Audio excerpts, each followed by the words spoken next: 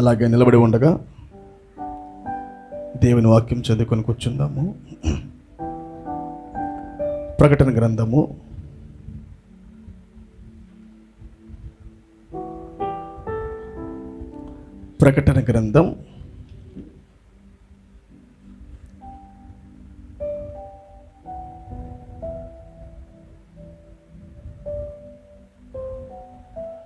4వ అధ్యాయము. ప్రకటన గ్రంథం 4వ అధ్యాయము మొదటి వచనం చదువుకుందాము. ఈ సంగతులు జరిగిన తరువాత నేను చూడగా అదిగో పరలోకమందు ఒక తలుపు తెరవబడి ఉండెను. మరియు నేను మొదట వినిన స్వరము బోరధ్వని వలె నాతో మాటలాడగా వింటిని. ఆ మాటలాడిన వాడు ఇక్కడికి ఎక్కిరమ్ము, ఇక మీదట జరగవలసిన వాటిని నీకు కనపరచెదనెను. ఇక మీదట జరగవలసిన వాటిని నీకు కనపరచదనా నేను. వెంటనే నేను ఆత్మవశుడనైతిని. అదిగో పరలోకమందు ఒక సింహాసనం వేయబడి ఉండెను. సింహాసనమందు ఒకడు ఆసీనుడై ఉండెను. ఆసీనుడైన వాడు దృష్టికి సూర్యకాంత పద్మరాగములకు పోలినవాడు. మరకతము వలె ప్రకాశించు వర్షధనుసు సింహాసనమును ఆవరించి ఉండెను. దేవుడి చిన్న వాక్యం మన వినికిడిలో మరి దీవించి ఆశీర్వదించును గాక. దయచేసి కూర్చుందాం ప్రియులారా.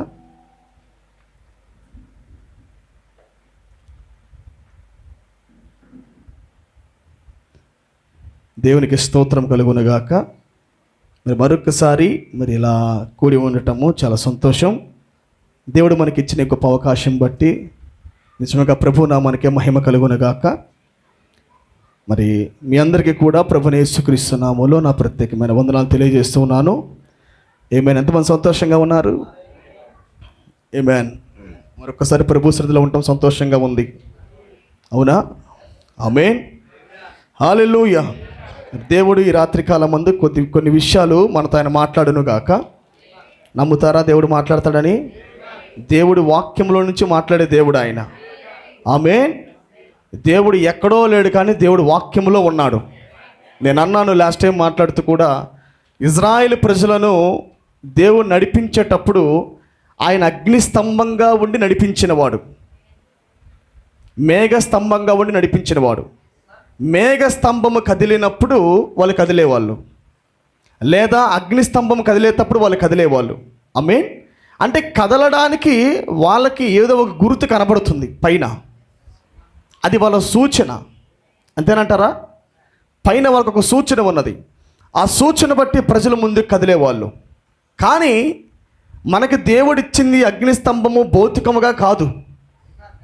మనము ముందుకి కదులుటకు, ఈ అరణ్య యాత్రలో ముందుకు కదలటానికి దేవుడు మనకిచ్చింది అగ్నిస్తంభం కాదు, భౌతికముగా కనబడటానికి, లేదా మేఘస్తంభం కాదు ఆయన. ఆమె దేవుడు మనకిచ్చింది ఏంటంటే ప్రత్యక్షత. అదే మనం మాట్లాడుకుంటున్న ఓవర్లాపింగ్ మినిస్ట్రీ. 7 సంఘ కాలాలలో దేవుడు కదిలాడింది భౌతికమైన అగ్నిస్తంభము ద్వారా కాదు, భౌతికమైన మేఘస్తంభము ద్వారా కాదు. ఒక వర్తమానికుడు పైకి లేస్తున్నాడు, ఒక ప్రత్యక్షతను బోధిస్తున్నాడు, అదే కదులుట. Very simplicity. చాలా సామాన్యంగా ఉంది, కానీ చాలా గొప్పగా ఉంది. గమనించారా మీరు? ఇది చూడటానికి చాలా సింప్లిసిటీయే, చాలా సామాన్యతగా ఉంది. అది ఏదో మార్టిన్ లూథర్కి ఒక ప్రత్యక్షత వచ్చిందంట, మార్టిన్ లూథర్కి. ఆర్సీఎంలో తప్పని 95 తప్పుల బోర్డు కొట్టాడంట, తప్పులు రాసి కొట్టాడంట. చాలా సింపుల్గా ఉంది. మార్టిన్ లూథర్కి ప్రత్యక్షత రావటం, మార్టిన్ లూథర్ రోమన్ క్యాథలిక్ యొక్క తప్పులను రోమన్ క్యాథలిక్ యొక్క సంఘం యొక్క గోడలకే కొట్టడం అనేది చాలా సామాన్యంగా ఉంది. కానీ అక్కడ ఏమి జరుగుతుందంటే అగ్నిస్తంభం కదులుతుంది, అక్కడ మేఘస్తంభం కదులుతుంది. ఎలాగా? ఒక మనిషిలో ప్రత్యక్షత దేవుడు పెట్టి, ఆ ప్రత్యక్షత మేఘముగా ఉన్నది, ఆ ప్రత్యక్షత అగ్నిస్తంభమై ఉన్నది. ప్రొఫెట్ అన్నాడు ప్రియులారా, ఈ చివరి కాలంలో నా పైన వచ్చిన అగ్నిస్తంభము ఏదో కాదు, కానీ ఐగుప్తు దేశంలో ఇజ్రాయెల్ ప్రజలు నడిపించిన అగ్నిస్తంభమే నా మీదకి వచ్చింది అన్నాడు. అని ఎలా పోలుస్తాడంటే, చాలామంది ప్రత్యక్షత కలిగిన వారు అయినట్టుగా బోధిస్తున్నారు, కానీ there is no vindication for the messengers అన్నాడు. ఆ వర్తమానికుల కొరకు రుజువుగా అగ్నిస్తంభం లేదు, కానీ దేవుడు నాకు ఇచ్చిన అగ్నిస్తంభం అనేది మానవుడు దేవుడితో దిగిన ఒక ఫోటో అన్నాడు. ఒక రుజువుగా, ప్రపంచానికి ఒక అతీతమైన కార్యముగా ఈ వ్యక్తితో దేవుడు ఉన్నాడు అని చెప్పటానికి దేవుడు అగ్నిస్తంభంగా ప్రత్యక్షమయ్యాడంట. ఆమేన్. కేవలం రుజువు మాత్రమే కాదండి అది. దేవుడు ఎందుకు ప్రవక్త మీద నిలబడ్డాడంటే అది కేవలం భౌతికముగా చూపించుకోవడానికి మాత్రమే కాదు. అది వాళ్ళు కనిపెట్టవలసింది ఏంటంటే ఆ అగ్నిస్తంభమైన దేవుడే వాక్యంగా ప్రవక్త లోపల ఉన్నాడు. ఆమేన్. వాక్యమైన దేవుడే వాక్య రూపములో అగ్నిస్తంభముగా మేఘస్తంభంగా ఉన్న దేవుడే వాక్య రూపములో ప్రవక్త లోపల ఉన్నాడు. హల్లెలూయా. This is a mystery for this age. ఈ కాలమునకు దేవుడు ఏర్పాటు చేసిన మర్మయుక్తమైన మార్గం ఇదే. హల్లెలూయా. కాలాలు మారుతున్నాయి. ఎవరిని బట్టి మారుతున్నాయి? ఒక కాలము ఎలా మారుతుంది?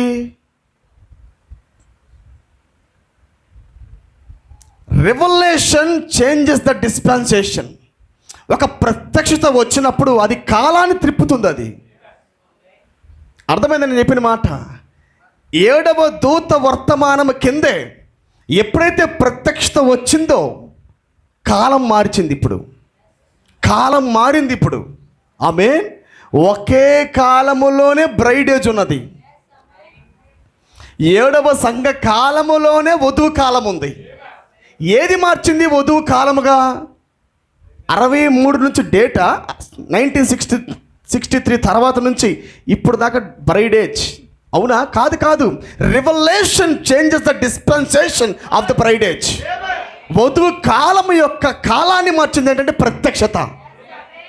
అది ప్రవక్త చూశాడండి.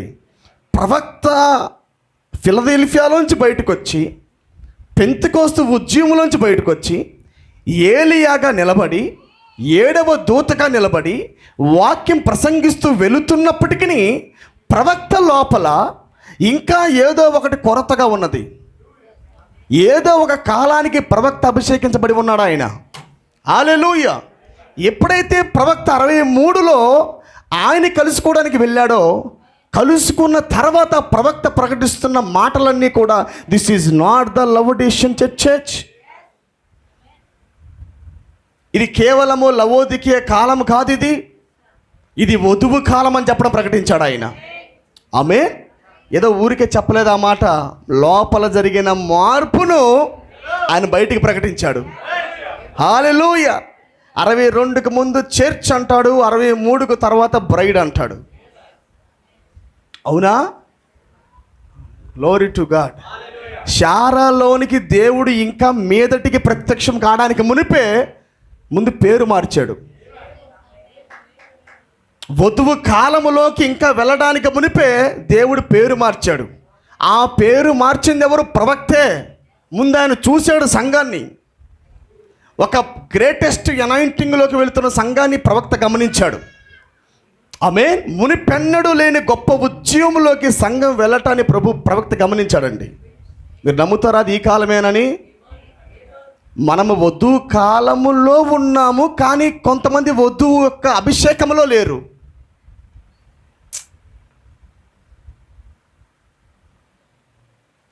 నమ్ముతారా నా మాట మీరు? వధువు యొక్క కాలములోనే ఉన్నాం ప్రవక్త చెప్పిన దాని ప్రకారముగా, కానీ దాని లక్షణాలు లేవు. ప్రతి కాలానికి ఒక ప్రభావం ఉన్నది. నమ్ముతారా నా మాట? 7 సంఘ కాలాలకు ప్రభావాలు ఉన్నాయి. 2-3 ప్రకటన గ్రంథం 2-3 అధ్యాయాలలో ఆయన మీరు చూడండి, గమనించండి ఒకసారి. మనం ఒకటి చదువుదాము, తర్వాత ముందుకు వెళ్ళిపోతాం. చదువుదామా?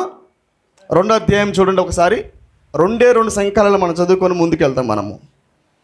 మొదటిగా 2వ అధ్యాయం 1వ వచనం చూడండి పిల్లారా. 2:1 ఎఫెసులో ఉన్న సంఘదూతకు ఇలాగు వ్రాయము. ఎఫెసులో ఉన్న సంఘపు దూతకు ఇలాగు రాయము. 7 నక్షత్రములు తన కుడి చేత పట్టుకుని 7 దీపస్తంభముల మధ్య సంచరించువాడు చెప్పు సంగతులేవనగా నీ క్రియలను నీ కష్టమును నీ సహనమును నేను ఎరుగుదును. నీవు దుష్టులను సహింపులేవనియు అపోస్తులు కాకే తాము అపోస్తులమని చెప్పుకుని వారిని పరీక్షించి వారు అబద్ధికులని నీవు కనుగొంటివనియు నీవు సహనము కలిగి నా నామము నిమిత్తము భారము భరించి అలయలేదని నేను ఎరుగుదును. అయినను మొదట నీకుండిన ప్రేమను నీవు వదిలితివని నేను నీ మీద తప్పు ఒకటి మోపవలసి ఉన్నది. ఆమేన్. ఈ కాలంలో జరిగినది ఏంటంటే వీరికుండిన మొదటి ప్రేమను వీళ్ళు మరిచారు. నీ కష్టాన్ని నీ క్రియలన్నీ నెరుగుదును. ఆమేన్. ఆ కాలంలో జరిగిన ప్లస్ పాయింట్స్, ఆ కాలంలో జరిగిన మైనస్ పాయింట్స్. సంఘము ఆ కాలంలో ఎలా ప్లస్గా ఉన్నదో రాశాడు, అలాగే మైనస్ రాశాడు. ఆయన డైరెక్ట్ మైనస్ చెప్పలా, ముందు ప్లస్లు చెప్పాడు, తర్వాత మైనస్ చెప్పాడు. తర్వాత మనము 3వ అధ్యాయం చివరి వచనం తీయండి. 3వ అధ్యాయములో ఆయన లవోదికీయ సంఘకాలం గురించి మాట్లాడతాడు. 14 నుండి 15 చూడండి. 15 లవోదికీయుల సంఘం తర్వాత 15 నీ క్రియలను నేను ఎరుగుదును. నీవు చల్లగానైనను వెచ్చగానైనను లేవు. నీవు చల్లగానైనను వెచ్చగానైనను ఉండినా మేలు. నీవు వెచ్చగానైనను చల్లగానైనను ఉండక నులివెచ్చనగా ఉన్నావు గనుక నేను నిన్ను నా నోట నుండి ఉమ్మివేయను ఉద్దేశించుచున్నాను. నీవు దౌర్భాగ్యుడవును, దిక్కుమాలిన వాడవును, దరిద్రుడవును, గుడ్డివాడినై దిగంబరుడవై ఉన్నావని ఎరుగక నేను ధనవంతుడను ధనవృద్ధి చేసి ఉన్నాను, నాకేమీ కొదవ లేదని చెప్పుకొనుచున్నావు. నీ ధనవృద్ధి చేసి కొనున్నట్లు అగ్నిలో పుటము వేయబడిన బంగారమును నీ దశముల సిగ్గు కనబడుకున్నట్లు ధరించుకున్నటకు తెల్లని వస్త్రములను నీ దృష్టి కలిగినట్లు నీ కనులకు కాటుకును నా యొద్ద కొనమని నీకు బుద్ధి చెప్పుచున్నాను. అది ఈ కాలం యొక్క ప్రభావము. లవోదికీయ కాలం యొక్క ప్రభావాలు ఇవి. ఏమీ లేదు కానీ ధనవంతుడిగా చెప్పుకునే కాలం ఇది. ఏమీ లేదు కానీ దిగంబరిగా ఉండి, దిక్కుమాలిన వాడిగా ఉండి, దరిద్రుడిగా ఉండి, ఇవన్నీ ఏమీ లేనివాడిగా ఉండి, కానీ కాలం ఏం చూపిస్తుందంటే ఎలాగున్నారో మనుషులు అలా ఉండనివ్వకుండా ఏదో ఉన్నట్టుగా చూపిస్తున్నది. ఇది కాలం యొక్క ప్రభావం. ప్రవక్త అన్నాడు ప్రతి దేశానికి కూడా ఒక ఆత్మ ఉన్నది అన్నాడు. Every nation had spirit, its own spirit. ప్రతి దేశానికి దానికంటే ఒక సొంత ఆత్మ ఉంటుంది అన్నాడు. ఇంతకు మన భారతదేశపు ఆత్మ ఏంటి? ప్రవక్త అన్నాడు కెనడా దేశపు ఆత్మ ఏంటంటే ఆయన ఒక మాట అంటాడు, జోక్స్ అండ్ ఏదో ఒక పదం ఉపయోగిస్తాడు ఆయన. వాళ్ళు సరదాగా ఉంటారంట, ఏది కూడా సీరియస్గా తీసుకోరంట. ఇప్పుడు వాక్యం ప్రకటిస్తే అమెరికా దేశంలో ఉన్న ప్రవక్త మాట్లాడుతుంటాడు, మన దేశం యొక్క దుస్థితి ఏంటంటే మన దేశము వాక్యాన్ని సీరియస్గా తీసుకోదు. జోక్ స్పిరిట్ ఉందంట, ఏదో క్యాజువల్గా ఉంటారంట, తమాషాగా. అర్థమైందా? ఫిల్తీ జోక్స్, ఫిల్తీ థింగ్స్, సరదాగా ఉండే స్పిరిట్ కెనడాకు ఉందంట. జోక్గా ఉండే సరదా స్పిరిట్ ఉందంట అమెరికాకి. అంటే ఏది కూడా పట్టింపు కలిగిన విధముగా తీసుకునే స్పిరిట్ అమెరికాకి లేదంట. ఆమేన్. ఇంతకు మన భారతదేశపు ఆత్మ ఏంటి చెప్పండి? భారతదేశానికి పట్టిన ఆత్మ, దేశానికి పట్టిన ఆత్మ చెప్పండి. కాలానికి పట్టిన ఆత్మలేమో ఇవి. మన దేశానికి పట్టిన ఆత్మలేంటి? ప్రవక్త అన్నాడు ఒక మాట. ఆయన ముంబై దేశానికి వచ్చినప్పుడు ముంబై రాష్ట్రానికి వచ్చినప్పుడు, రాష్ట్రానికి వచ్చినప్పుడు, భారతదేశంలో ముంబైకి వచ్చినప్పుడు ఆయన సేవకుల్ని చూసి చాలా ఇబ్బంది పడ్డాడంట.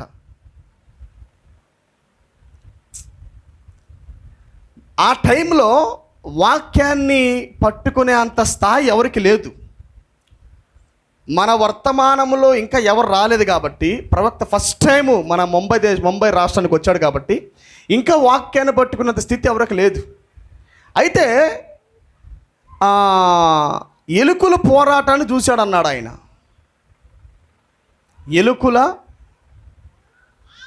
ఎలుకల పోరాటాన్ని చూశాడంట మన భారతదేశపు ఆత్మ. ఇంకోటి చూశాడంట ఆయన మన దేశంలో ఏం చూశాడంటే, ఒక గంపలో పీతలేస్తే, అంతేనా? గంప నిండా పీతలుంటే ఒక పీత గంప దాటి ఎలాగలా ఈ కాలంలోంచి బయటపడదాంరా, ఈ లవోదికీయ కాలం యొక్క ప్రభావంలో నుంచి బయటపడదాము, ఈ గంపలోంచి బయటపడదాం అనుకుంటే ఈ గంప సగం దూరం ఎక్కేసరికి ప్రవక్త ఒక మాట అన్నాడు, ఎవ్వరూ కూడా గంపలోంచి తేలు తీయాల్సిన అవసరం లేదంట పీతను బయటికి. ఎవ్వరూ చేయబెట్టి ఏంటయ్యా అటు వదిలిపెట్టి వెళ్ళిపోయారు, ఆ గంపలో మూత పెట్టండి, అటు ఇటు వెళ్ళిపోతాయి పీతలు అంటే ఆ వ్యక్తి అంటాడంట, అవసరం లేదు, అసలు భారతదేశానికి మూత అవసరం లేదన్నాడంట. అదేంటండి అట్టన్నారు, గంపక మూత లేకపోతే పీతలు ఉండవుగా అంటే ఆ వ్యక్తి అన్నాడంట, మూత అవసరం లేదు గంపకి, ఎందుకంటే భారతదేశపు ఆత్మ పీత ఎక్కుతుంటే మరో పీత లాగిద్దంట వెనకాల నుంచి, ఒక్క పీత కూడా బయటికి రాదంట. ఆమేన్. గంప దాటి ఒక్క పీత కూడా బయటికి రాకుండా మన భారతదేశపు ఆత్మ అంత బలంగా పనిచేసిద్దంట. ఆమేన్. సో స్పిరిచువాలిటీ కూడా అలాగే ఉంటాయి. ఆయన మాట్లాడుతుంది కేవలము భారతదేశపు స్పిరిట్ అంటే అది ఏ ప్రాంతంలోనైనా ఉండొచ్చు. గుర్రం అంటే ఏ స్వారీ అనుకుంటున్నారు? ప్రతి ప్రాంతానికి వెళుతుంది, అది ప్రతి రంగాల్లో దూరిద్ది, అది ప్రతి రంగంలో దూరిద్ది ఆ ఒక్క ఆత్మ. ఆమేన్. అందుకే ఒక వ్యక్తి పైకి ప్రవక్త అంటాడు, పిల్లారా, ఒకవేళ ఒక వ్యక్తిగానే హానోకు వలె దేవుడితో నడుస్తున్నట్లయితే నేను ఆ వ్యక్తికి అడ్డంకుగా వెళ్ళను అన్నాడు. ఒక వ్యక్తి హానోకు వలె దేవుడితో నడుస్తున్నట్లయితే అంటే నాకన్నా గొప్ప అనుభవంలో కానీ పరిగెడుతున్నట్లయితే దేవుడితో, నేను ఆ వ్యక్తి యొక్క విశ్వాసాన్ని కదిలించనన్నాడు, నేను ఆ వ్యక్తిని డిస్టర్బ్ చేయను అన్నాడు ఆయన. అంటే ప్రవక్తలో ఏ ఆత్మ వచ్చింది? అమెరికా దేశపు ఆత్మ అని మీద లేదు పిల్లారా. భారతదేశపు ఆత్మో, కెనడా ఆత్మో, అమెరికా దేశపు యొక్క ఆత్మో ప్రవక్తలో లేదు. ఆయనలో పనిచేస్తున్న ఆత్మ ఆ దేశపు యొక్క ఆత్మ, ద స్పిరిట్ ఆఫ్ హెవెన్. ఆమేన్. పరలోకపు దేశం యొక్క ఆత్మ ప్రవక్తలో పనిచేయుచున్నది. Glory to God. అందుకే ప్రవక్త నాకన్నా ఉన్నతంగా పరిగెడుతున్న సహోదరులు బట్టి దేవునికి స్తోత్రం అనేవాడు. నాకన్నా ఉన్నతంగా పరిగెడుతున్న సహోదరులు బట్టి దేవునికి స్తోత్రం అనేవాడు. హల్లెలూయా. చాలా మంచిది, వాళ్ళు ముందుకెళ్ళటం చాలా మంచిది, దేవుడితో పరిగెత్తడం చాలా మంచిది, దేవుడి కొరకు జీవించటము చాలా మంచిదని ప్రకటించేవాడు. ఆమేన్. అందుకే మనము ఎన్నడూ కూడా ఆత్మలోకి వెళ్ళకూడదు. మన దేశపు ఆత్మ బహు danger. We got the influence of the heavenly nation. మనం నిత్యంగా పరలోకపు దేశం యొక్క ప్రభావాన్ని పొందాం మనము. ఆమేన్. హల్లెలూయా. మనం ఆత్మలోకి వెళ్ళాలి, దేవుని యొక్క ఆత్మలోకి మనం ప్రవేశించాలి. ఆమేన్. సంతోషంగా ఉన్నారా? అందుకే ప్రియులారా, ప్రవక్త వచ్చిన తర్వాత ప్రవక్త తెచ్చిన వాక్యాన్ని మీరు గమనించినట్లయితే ప్రవక్త జీవితంలోనే ఆయన మరో కాలం యొక్క వాక్యాన్ని చూడటం ఆరంభించాడు. వధు కాలంలో వస్తున్న వాక్యాన్ని ప్రవక్త లోపలికి వెళ్ళి, ప్రవక్త కూడా ఆ కాలంలోకి వెళ్ళి ఆ కాలంలో తేబడిన వాక్యాన్ని పొందుకొని ఆయన కూడా జీవించాడు. ఆమేన్. చూడండి, ఒక వర్తమానికుడు కాలాన్ని విభాగిస్తున్నాడు. అప్పుడు దాకా విభాగించింది ఎవరంటే దూత. కాలాలను విభాగించింది దూత. దూత వచ్చి కాలాలు చెప్పినప్పుడు ప్రవక్త కాలాలు రాసుకుంటూ వెళ్ళాడు. కానీ వధువు కాలాన్ని ప్రకటించింది ఎవరు? ఎలా చెప్పగలుగుతున్నాడు దాన్ని? ఎలా ఒక వర్తమానికుడు కాలాన్ని మార్చగలుగుతున్నాడు? ఆయన వెళ్తున్నాడు మరో దాంట్లోకి. అర్థమైందా నా మాట మీకు? ఆయన ఒక కాలంలోకి వెళుతున్నాడు కాబట్టే ప్రవక్త రెండు కాలాన్ని విభాగించాడు. This is not the Laodicean church age but this is the bride age అన్నాడు. ఆమేన్. ఎంతమంది వధువు కాలంలో జీవిస్తున్నారు? వధువు కాలం యొక్క ప్రభావముల కింద, వధువు కాలం యొక్క గుణలక్షణముల కింద. చెప్పాను కదా, ప్రతి దేశానికి ఒక ప్రభావం ఉన్నది, ప్రతి సంఘ కాలానికి కొన్ని లక్షణాలు ఉన్నాయి, కొన్ని ప్రభావాలు ఉన్నాయి. మరి వధువు కాలం యొక్క ప్రభావం ఏంటి? 7 సంఘ కాలాలలో ఏదైతే ఆయన మైనస్ చెప్పాడో వాటన్నిటికి ఆపోజిట్టే వధువు కాలము. ఆమేన్. 7 సంఘకాలాల్లో దేవుడు చెప్పిన ప్రతి మైనస్లన్నీ కూడా వాటికి ఆపోజిట్ అన్నమాట. గమనిస్తున్నారా? మొదటిగా నీకుండిన ప్రేమ నువ్వు మరచితివన్నాడు.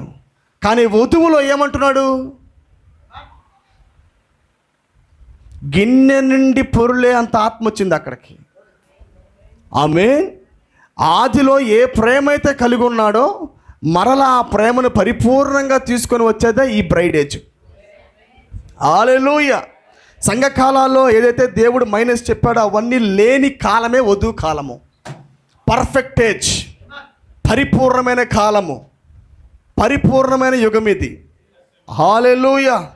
అందుకే ప్రొఫెట్ అన్నాడు, glorified days, it is very glorious days అన్నాడు. ఇవి మునిపెన్నడు ఎవ్వరు జీవించని మహిమకరమైన దినాలు అన్నాడు. ఇవి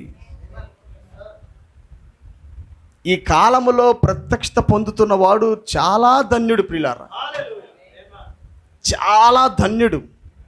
నీతిమంతుడిని నీతిమంతుడుగానే ఉండనిమ్ము, ప్రత్యక్షతను పొందేవాడిని ప్రత్యక్షతను పొందనిమ్ము, దేవుడితో నడిచేవాడిని దేవుడితో నడవనిమ్ము, ఎత్తబడుతున్న వాడిని ఎత్తబాట్లకు వెళ్ళనిమ్ము.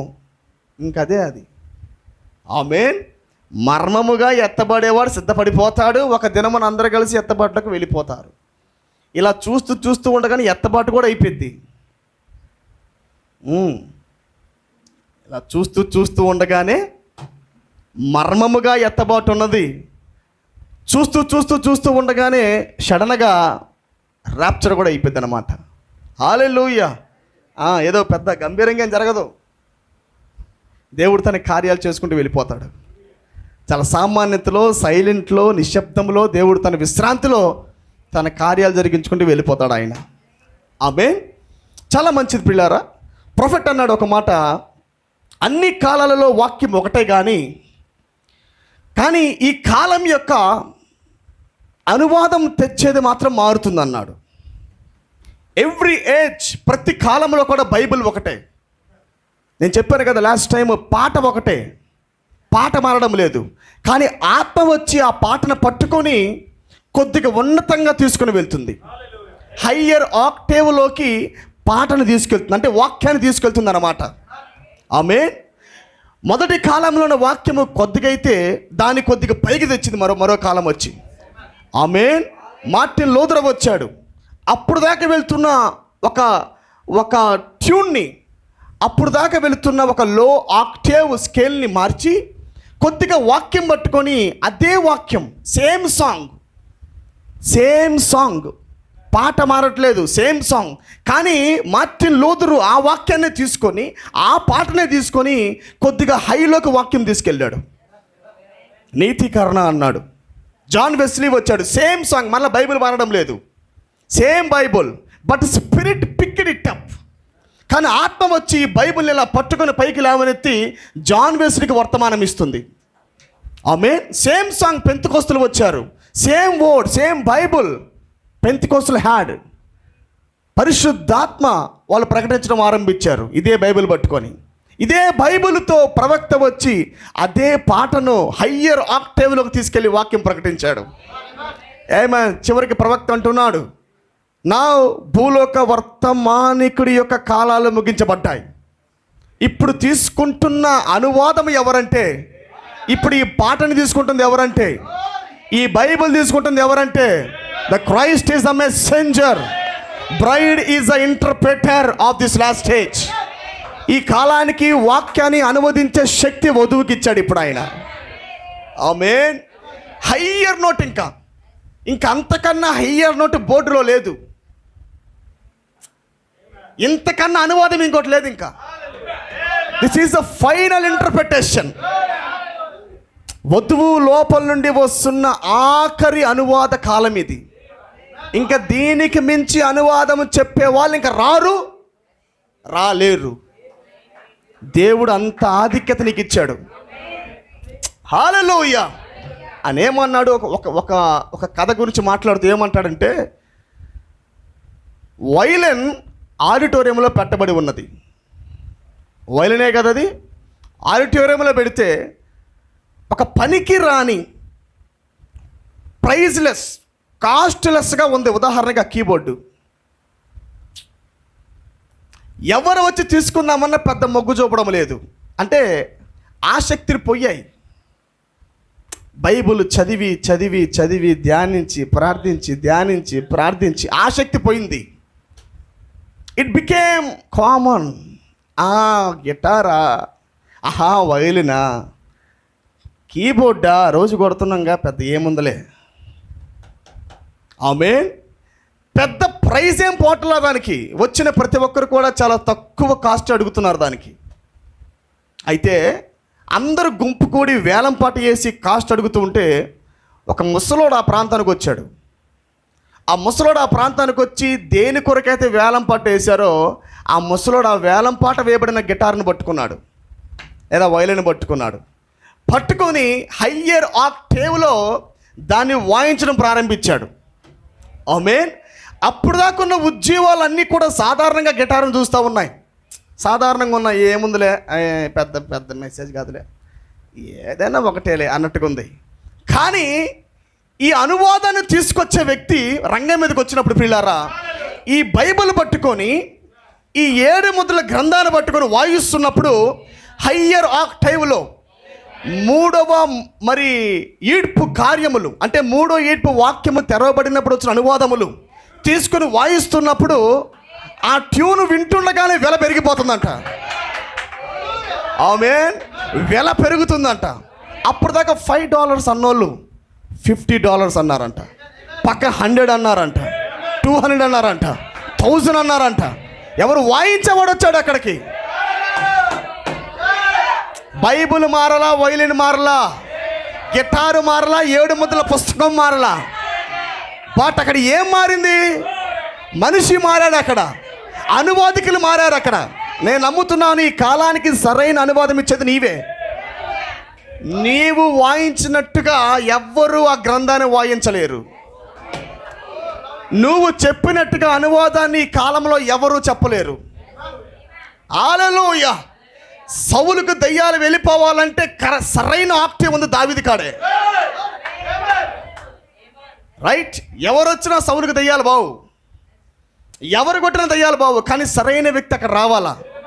ప్రవక్త అన్నాడు అంత్యకాల అభిషక్తులలో మాట్లాడుతూ, దావీదు ఎవరో కాదు కానీ ఆయన వధువుకు సాదృశ్యం అంటూ మాట్లాడతాడు. ఆమేన్. వధువుగా ఉన్న దావీదు అనువాదం ఇస్తున్నప్పుడు దయ్యాలు వెళ్ళిపోతాయి. ప్రైజ్ పెరుగుతుంది. ఇప్పుడు ఎంత ఉంది ఆ వాక్యంలో. ఇదే గ్రంథాన్ని చాలాసార్లు చదివామే, ఇదే వర్తమాన పుస్తకాలు మేము చాలాసార్లు చదివామే, కానీ ఈ కోణం మాకు రాలా, ఈ అనువాదం మాకు రాలా, ఈ స్కేల్ మాకు తెలియలా, ఈ రథం మాకు అర్థం కాల. ఆమేన్. ఈ దరువు మాకు తెలియలా. హల్లెలూయా. అందుకే దావీదు అంటాడు, పీడారా నాకు చాలా ఇష్టమైన విషయం ఏంటంటే అక్కడ అందరూ ఆ సీన్లో నిలబడి ఈ సున్నతి కలిగిన వాడు సున్నతి లేని వారితో పోరాటం చేయటమా అని అనుకుంటున్నారంట వాళ్ళే. మీకు తెలుసు కదండి, అక్కడ లోయలో బెత్లెహేంలో ఏం జరుగుతుంది? అందరూ వారికి వారే సామర్థ్యాలు చూసుకుంటున్నారు. అరే యెష్యా కుమారులైన మీరు మంచి బలాధ్యులు, పోయి పోరాడండి రా వాడి మీద. ఇప్పుడు దాకా పెట్టాక బాగా తిన్నారుగా, నా రాజ్యంలో బాగా తిన్నారుగా, మంచి రోటీలు చికెన్లు చేపలు బాగా తిన్నారుగా, వెళ్ళి చంపండి రా అని అన్నారంట. రాజుగారు మా వల్ల కావట్లేదు కానీ మీరు రమ్మన్నారంట. మీరు రండండి, ఇంక మీరు రంగం మీద దిగాల్సిందే అన్నారంట. నేనేదో నిదానంగా ఏదో తప్పించుకుందామని నేను చూస్తుంటే నా మీద చెప్తారేందిరా అనుకొని సరే ఎట్టకేలకు వచ్చాడంట. వచ్చి బయటకు వచ్చి ఆ గొల్లెత్తును చూడగానే సున్నతి లేనోడే కానీ కాకపోతే మిడతవలే ఉన్నానే వాడి ముందు. అందరూ ఎవరికి వారు సామర్థ్యాలు చూసుకుంటున్నారు కానీ దేవుడి సామర్థ్యాన్ని తెచ్చేవాడు లేడంట.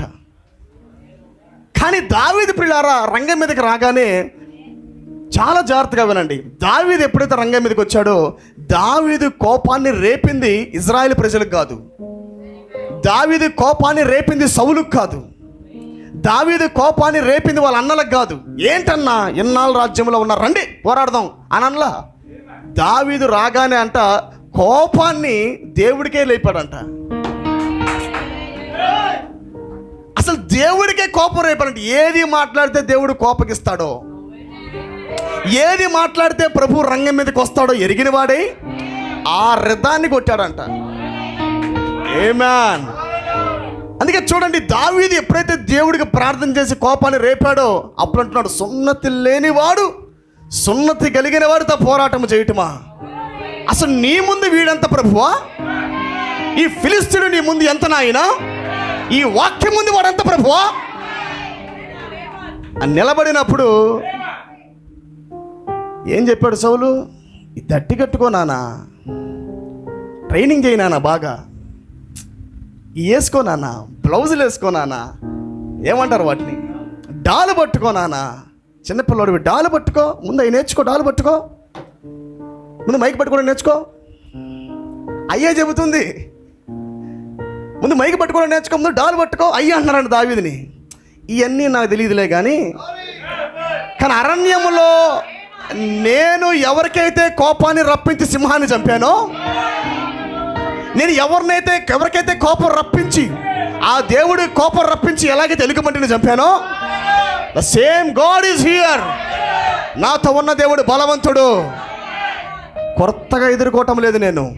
అందుకే ప్రొఫెట్ అన్నాడు, ఆ 2 ఈడ్పులు అరణ్యంలో చేశాడంట, కానీ 3 ఈడ్పులో హై ఆక్టావ్ స్కేల్ని దావీదు గొల్యాతు ముందు వాడాడంట. శత్రు దగ్గరికి వెళ్ళలేదంట, ఎలుకబంటి దగ్గరికి వెళ్ళాడంట. మొదటి ఈడ్పులో, 2వ ఈడ్పులో సింహం దగ్గరికి వెళ్ళాడంట, కానీ 3 ఈడ్పులో వాడి దగ్గరికి పోలేదంట.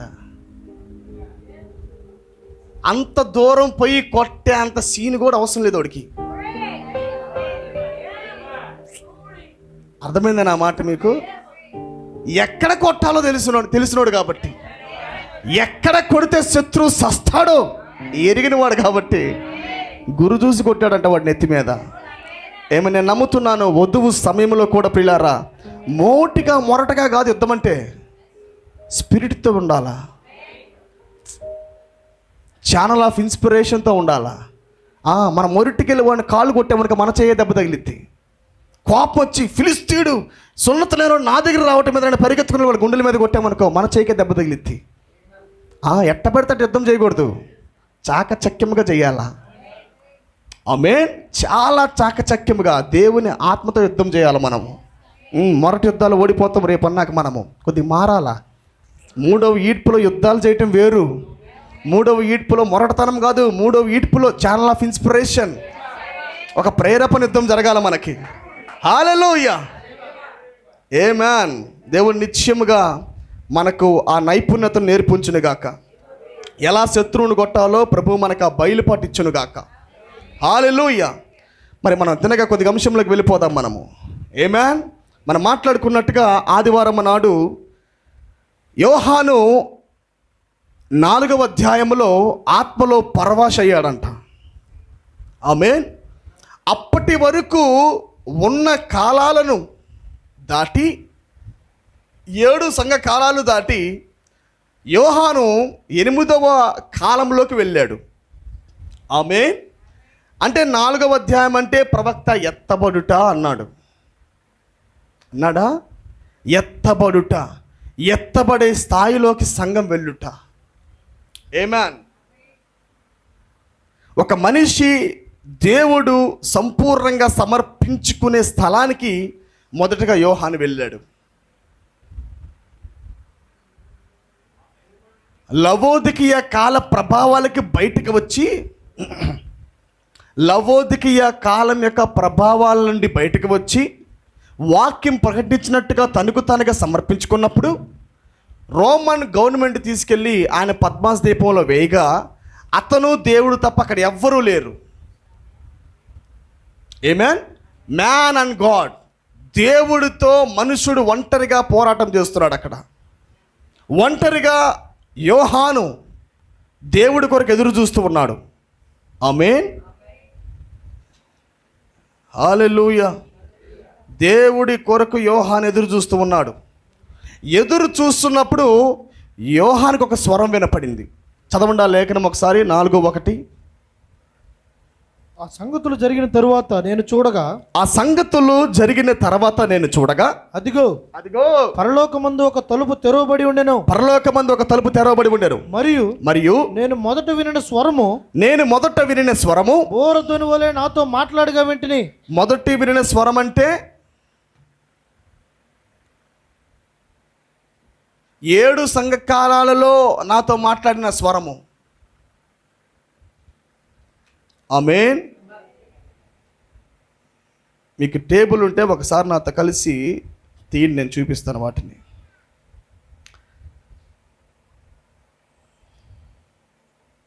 టేబుల్ ఉన్న వాళ్ళు నాతో కలిసి తీయండి.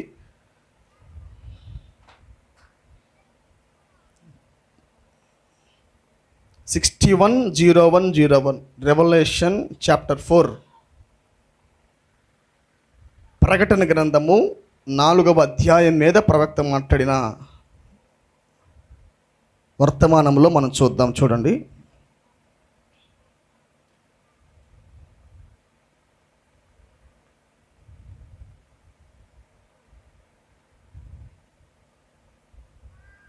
ఓపెన్ చేశారా? 38వ పేరా, 38 పేరా.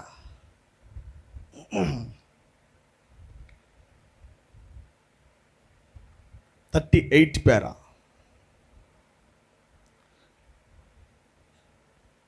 (610101) Revelation chapter 4. Then John was summoned to come up higher. Come up higher. ఇక్కడికి ఎక్కిరమ్ము అనే శబ్దము యోహానికి వినబడినది. Which means come up here. దాని అర్థం ఏంటంటే ఇక్కడికి రా అని అర్థం. ఇక్కడికి రా అంటే మొదటగా అక్కడ ఎవరో ఉండి పిలుస్తున్నారు. కరుడుని పిలుస్తున్నది. ఎవరు పడితే వాళ్ళు ఆ స్వరాన్ని వినరు. ఆ కరుడుకే వినపడిద్ది. ఈ కమ్ హప్ హైతర్ అనే మాట ఇప్పుడు కూడా వినబడుతూనే ఉంది.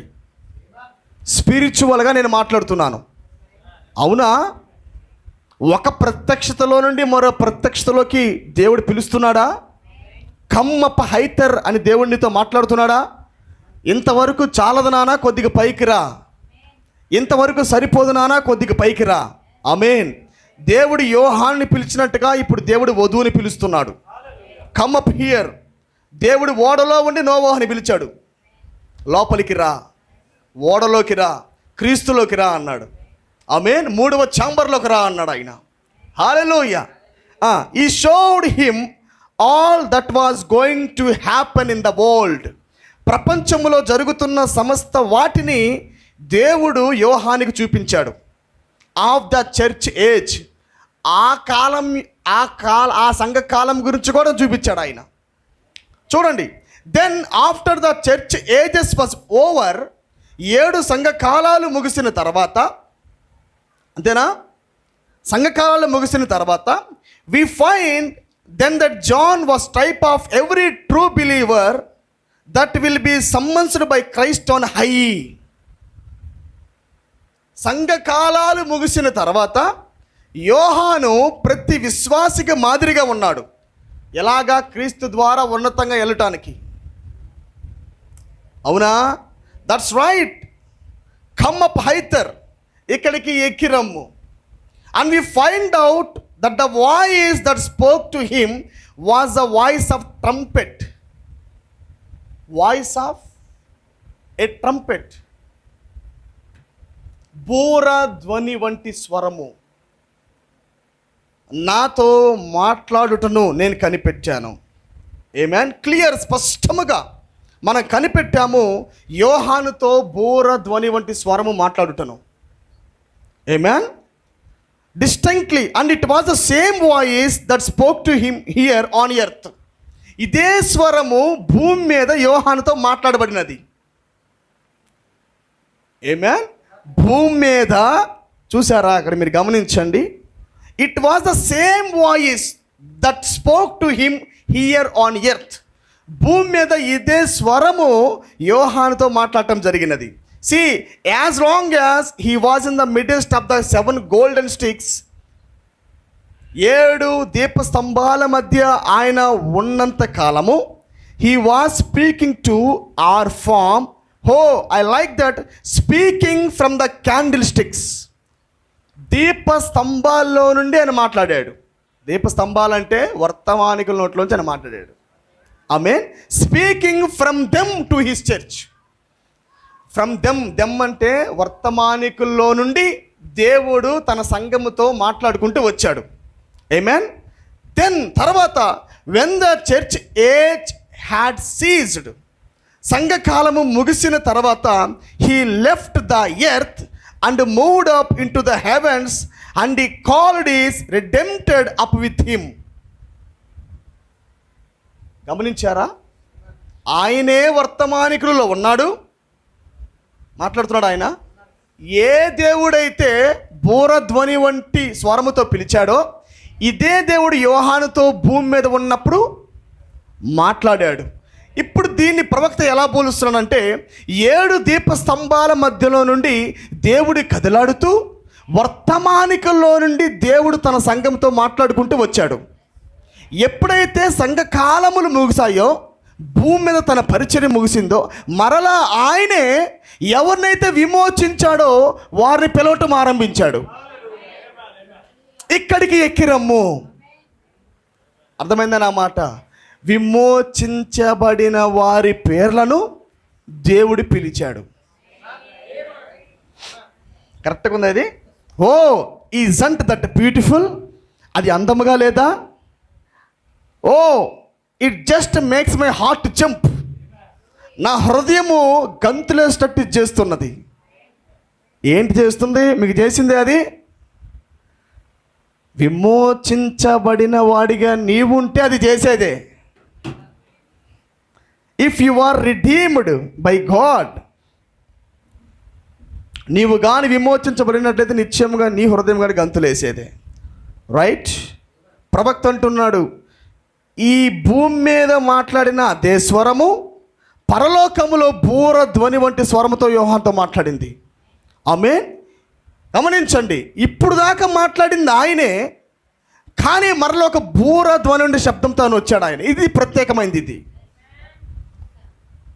బూర ధ్వని వంటి శబ్దము వర్తమానికుల యొక్క నోర్లు కాదది. అది స్వయముగా దేవుడు మాత్రమే అయి ఉన్నది. చదవండి, తేటకు మీరు 4:1 చదవండి, అర్థమైంది మీకు. ఆయన మాట్లాడుతుంది వర్తమానికుల నోటిలో నుండి కాదు. వర్తమానికుడి యొక్క పరిచర్యలు ముగిసిన తర్వాత, 7 సంఘకాలాలు ముగిసిన తర్వాత ఒక శబ్దము యోహానికి వినపడుచున్నది. మరియు నేను మొదట వినిన స్వరము, నేను మొదట అంటే ఇప్పుడు దాకా నేను 7 సంఘకాలలో వినిన స్వరమే బూరధ్వని వలె నాతో మాట్లాడగా వింటిని.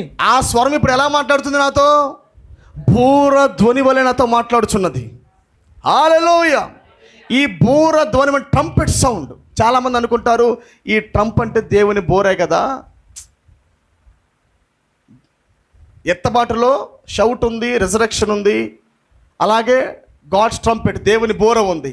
ఇప్పుడు దేవుడు బోరతో పిలిచాడు కాబట్టి మనం ఎప్పుడో ఎత్తబడ్డామంటారు. ఆమేన్. మనం ఇంకా ఎత్తబడలా, మనం ఎత్తబాటులోకి వెళ్ళబోతూ ఉన్నాం. దేహము మార్చబడకుండా ఎత్తబాటు లేదు. ఆమేన్. కాకపోతే మనం అనేది ఏంటంటే, మనము డేట్ ఏం పెట్టట్లా, మనమేమి డేట్ పెట్టి భక్తి చేయట్లా. మనం అనేది ఏంటంటే 7 సంఘకాలాలు 7 ముద్రలకు మధ్య ఉన్న ఎడమలో దేవుడు విప్పబడిన పుస్తకముతో భూమి మీదకి వచ్చాడు. ఆమేన్. గ్రంథాన్ని ప్రభు తెచ్చాడు మన కొరకు. ఎవరైతే 7 సంఘకాలాల్లో విమోచించబడ్డారో, విమోచించబడబోతున్నా కాదు,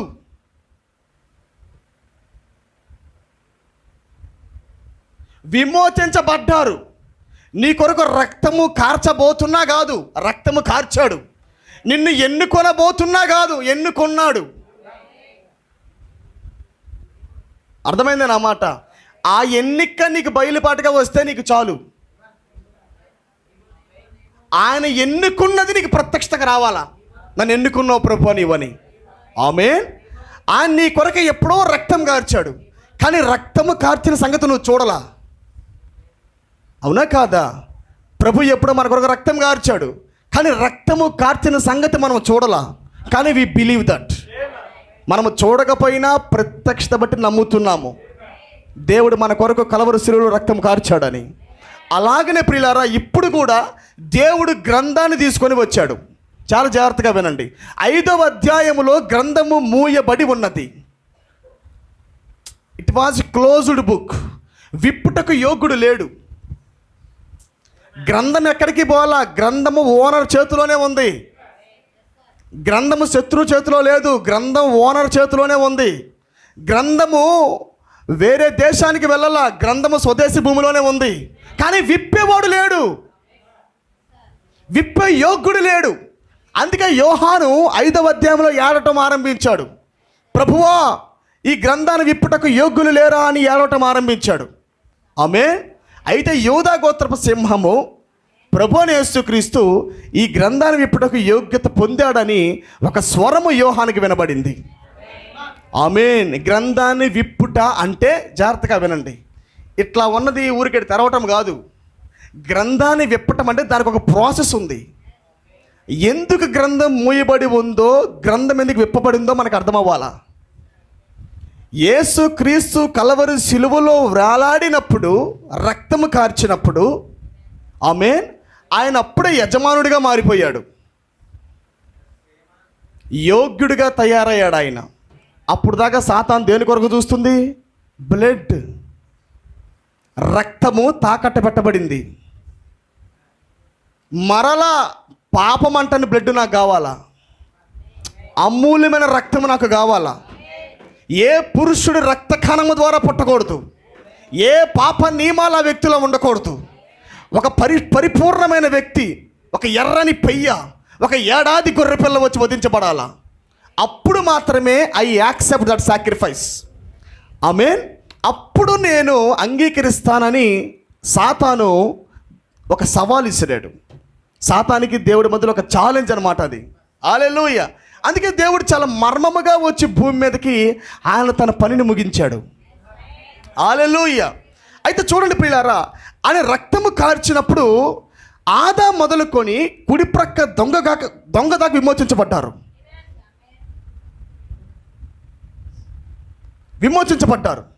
వాళ్ళు తమ సొంత వాక్య దేహాలను, వారి సొంత దేహాలను పొందుకొని మహిమా దేహంలోకి వాళ్ళు పైకి లేచి వచ్చి వాళ్ళు పరదేశకు వెళ్ళిపోయారు చక్కగా దేవుడితో కలిసి. అయితే కలవరి శిలువలో దేవుడు వేలాడి ప్రక్కటెముకలోండి తీయబోతున్న వధువు ఇంకా రాలా భూమి మీదకి. ఆమె 7 సంఘకాలాలుగా రావాల్సి ఉంది. అర్థమైందా? 7 సంఘకాలాలుగా ఆమె ఇంకా రావాలా. ఆమె కొరకు కూడా రక్తం కార్చాడు ఆయన. ఆమేన్. జాగ్రత్తగా, ఆమె కొరకు రక్తం కార్చాడా? కార్చాడు. మన కొరకు రక్తం కార్చాడు, యూదుల కొరకు రక్తం కార్చాడు ఆయన.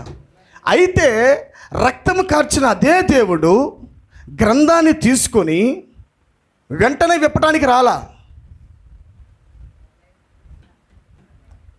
ఆయన ఎఫెసీ కాలంలో రాలా, స్ఫురణ కాలంలో రాలా, పెర్గమాలో రాలా, తుయితేరాలో రాలా, సార్దిస్లో రాలా, ఫిలదెల్ఫియాలో రాలా. ఆయన ఎప్పుడు వచ్చాడు? గ్రంథము తెచ్చింది ఎప్పుడు? మీరు చెప్పండి.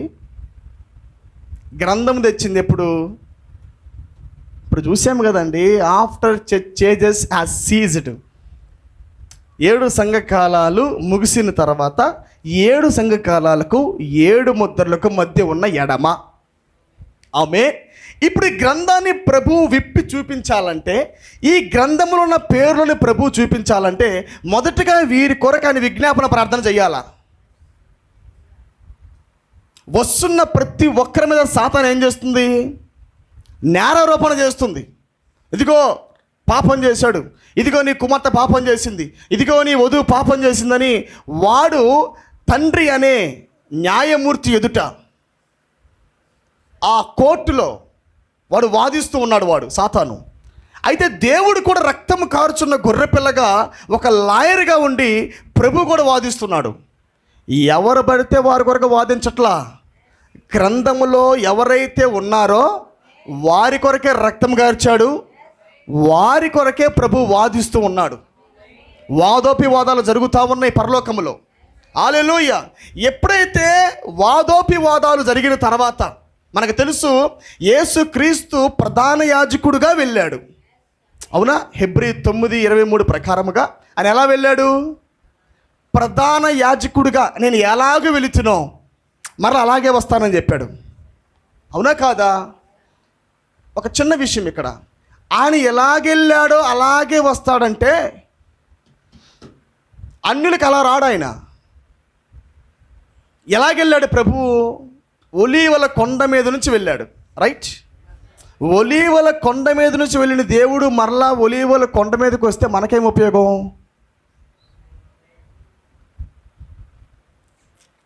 హల్లెలూయా.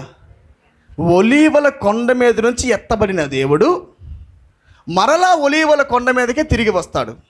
తిరిగి వచ్చినప్పుడు నీకేంటి లాభం, నాకేంటి లాభం? అప్పుడు మనకు లాభం ఏం లేదు. యూదులకు దేవుడు ప్రత్యక్షం కావడానికి మునిపే ఆయన అన్యుల కొరకు రావాల్సి ఉంది. అర్థమైంది నా మాట? యూదులకి దేవుడు రేపన్నాక జక్రయ అధ్యాయంలో రాయబడిన ప్రకారముగా ఒలీవల కొండ మీదకి ప్రభు దిగి వస్తాడు. అది 2 పాయలు అవుతుంది. దేవుడు బెన్యామిని కనపరుచుకుంటాడు. అయితే ఈ సమయంలో అంతఃపురములో ఆయన అసనత్తను పెట్టి ఎలాగైతే యోసేపు బెన్యామిన్ దగ్గరికి వచ్చాడో అలాగనే అన్యులైన మనల్ని కూడా దేవుడు మధ్యాకాశంలో విందులో పెట్టి మన విందులోకి తీసుకెళ్ళి అంతఃపురములో పెట్టి దేవుడు ఒలీవల కొండ మీదకి వస్తాడు. హల్లెలూయా. గమనించండి, ఎలాగూ వెళ్ళాను అనంటే ఒలీవల కొండ మనం తీసుకోకూడదు. ఆయన మేఘములో నుంచి వెళ్ళాడు.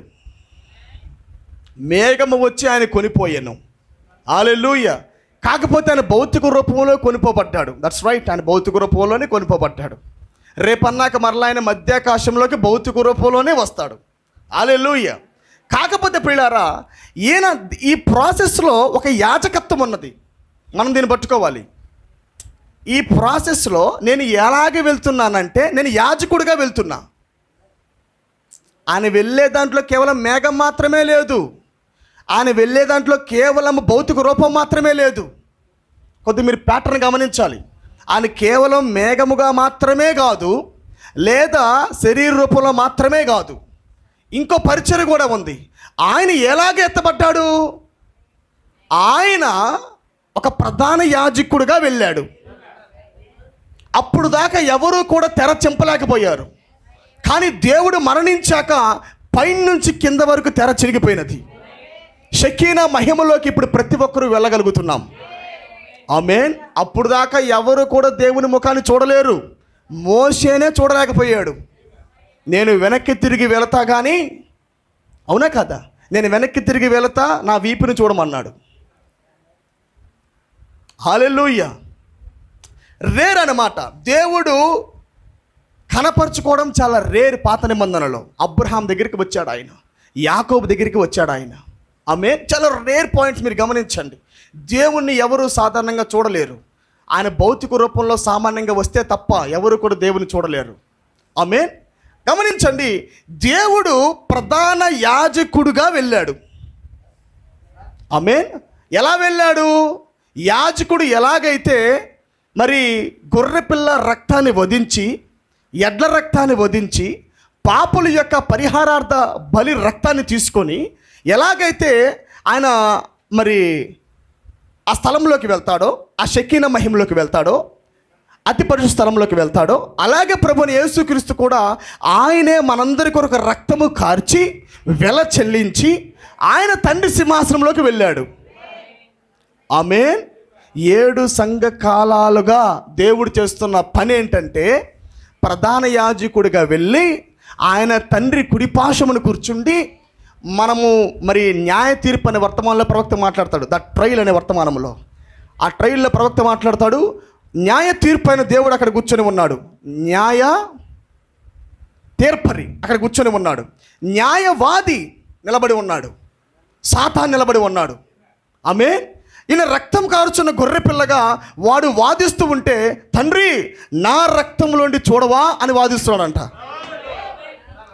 ఇప్పుడు ఈ సంఘకాలంలో వచ్చిన బిడ్డ పాపం చేసిందనుకో, పాపము చెయ్యాలని కాదండోయ్, వెంటనే పాపం చేసిందనుకో అనగానే ఆలోచన రాకూడదు మనకి. ఒకవేళ పొరపాటు పడిందనుకో, దేవుడు ఆ పొరపాటును చూపిస్తున్నప్పుడు, సాతాను నేరారోపణ చేస్తున్నప్పుడు వెంటనే కుమారుండి, ప్రభువా నా రక్తములో నుండి ఆమె రక్తాన్ని చూడవా అనేవాడంట. వాదోపి వాదాలు గమనిస్తున్నారా? వాదోపి వాదాలు. ఈ ప్రధాన యాజకుడిగా దేవుడు నిలబడి మధ్యవర్తి స్థానాన్ని వహించి 7 సంఘకాలాలుగా దేవుడు దేవుని కుమారుడిగా ఉండి ఆయన రక్తం కారుస్తూ ఉన్నాడు ఆయన. ఆమేన్. ఇప్పుడు చూడండి, ఇది అయిపోయిన తర్వాత 7 సంఘకాలాలు ముగిసిన తర్వాత గ్రంథములో ఉన్న పేర్లు కలిగిన వారందరూ విమోచించబడ్డారు. అంటే కేసును ఆయన గెలిచాడు. ఇంకా వాదన కాదు, కేసు గెలిచాడు ఆయన. కేసు గెలిచి మీరందరూ విమోచించబడ్డారు, ఎలా వెళ్ళానో మరలా అలాగే వస్తానన్నాడు. ప్రధాన యాజకుడిగా వెళ్ళాడు, మెల్కీసెదెకుగా వెళ్ళాడు, ప్రధాన యాజకుడిగా వెళ్ళాడు, మరలా ఆయన ప్రధాన యాజకుడిగానే వచ్చాడా ప్రధాన యాజకుడిగా? అందుకే ప్రవక్త ఏమన్నాడు? హూ ఈజ్ దిస్ మెల్కీసెదెకు అన్నాడు. ఇంకో మాట చెప్తా నేను, దేవుడు వచ్చిన ప్రతిసారి రాకడ కాదు.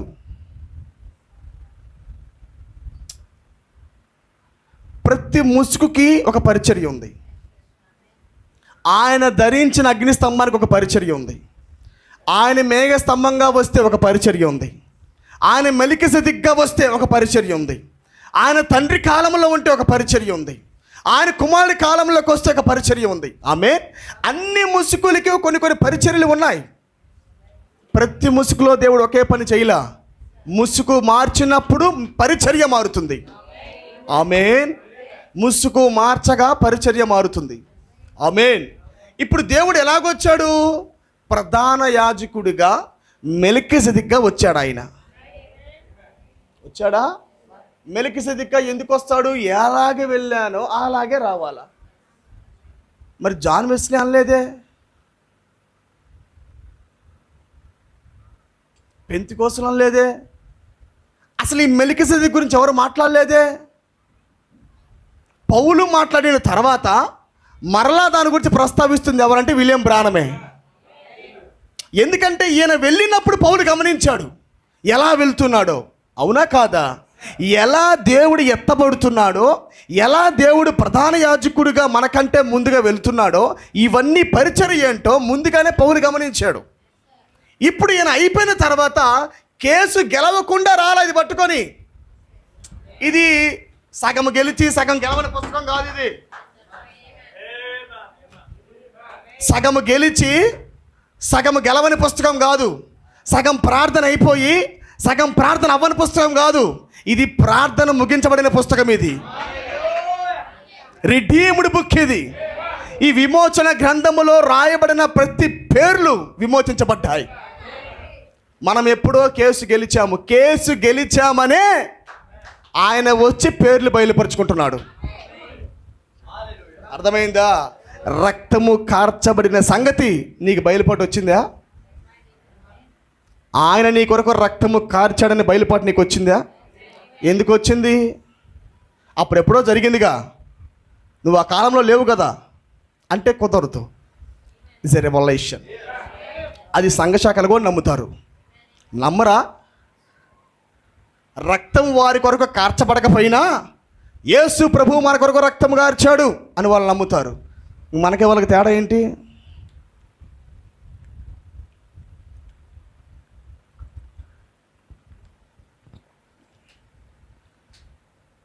గతించిన వాక్యాన్ని సంఘశాఖలు కూడా నమ్ముతారు. జరగబోతున్న వాటిని సంఘశాఖలు కూడా నమ్ముతారు. బట్ వధువు ప్రత్యేకత ఏంటంటే జరుగుతున్న వాటిని నమ్ముతుంది ఆమె. ప్రస్తుత కాలంలో జరుగుతున్న అతీతమైన పరిచర్యని కనిపెట్టేదే వధువు. ఆమేన్. అందుకే గ్రంథంలో నీ పేరు చూసుకోవటం అంటే విమోచించబడని పేరు కాదు, విమోచించబడిన పేరు. ఆమేన్. విమోచించాడు కాబట్టే వాక్యదేహాలు తెచ్చాడు. అవునా కాదా? మీ కొరకు నేను మ్యాన్షన్ సిద్ధపరుస్తున్నానని చెప్పాడు మొదటి రాకల్లో. సిద్ధపరిచాడు. ఇప్పుడు వాక్యదేహాలు సిద్ధపరిచాడు కాబట్టే, విమోచించబడ్డారు కాబట్టే గ్రంథం తెచ్చాడు. ఓకే, ఇప్పుడు మనకి తెలిసింది. మరి ఇంకా రక్షించబడిన వారి సంగతి ఏంటి? ఇప్పుడు ఎలాగైతే రక్తము కార్చిన సంగతి మనము కూడా కనిపెట్టామో, మన తల్లులు కనిపెట్టారు, మన తాతలు కనిపెట్టారు, యేసు ప్రభు మనకు రక్తం కార్చాడని. మనము వాళ్ళు చెప్పారని గుర్తుపట్టడం కాదు, వాళ్ళు చెప్పారని మనం నమ్మడం కాదు. మన హృదయములో నిజముగానే మన కొరకు ప్రభువు భూమి మీదకి వచ్చి రక్తము కార్చాడని మనం పరిపూర్ణంగా నమ్మాం. మనము ఆ బయలుపాటు మన హృదయంలో వచ్చింది మనకి. అలాగే రేపన్నాక వస్తున్న వర్తమాన విశ్వాసులు కూడా వాళ్ళు వచ్చిన తర్వాత ఆటోమేటిక్గా రక్తాన్ని నమ్ముతారు, మొదటి రకాన్ని నమ్ముతారు. అయితే బయలుపాటు ఏంటంటే, నా పేరు విమోచించబడింది, నేను విమోచించబడ్డాను అంటే ఆ వ్యక్తి కొరకు మరలా వాక్యదేహం తెస్తాడా?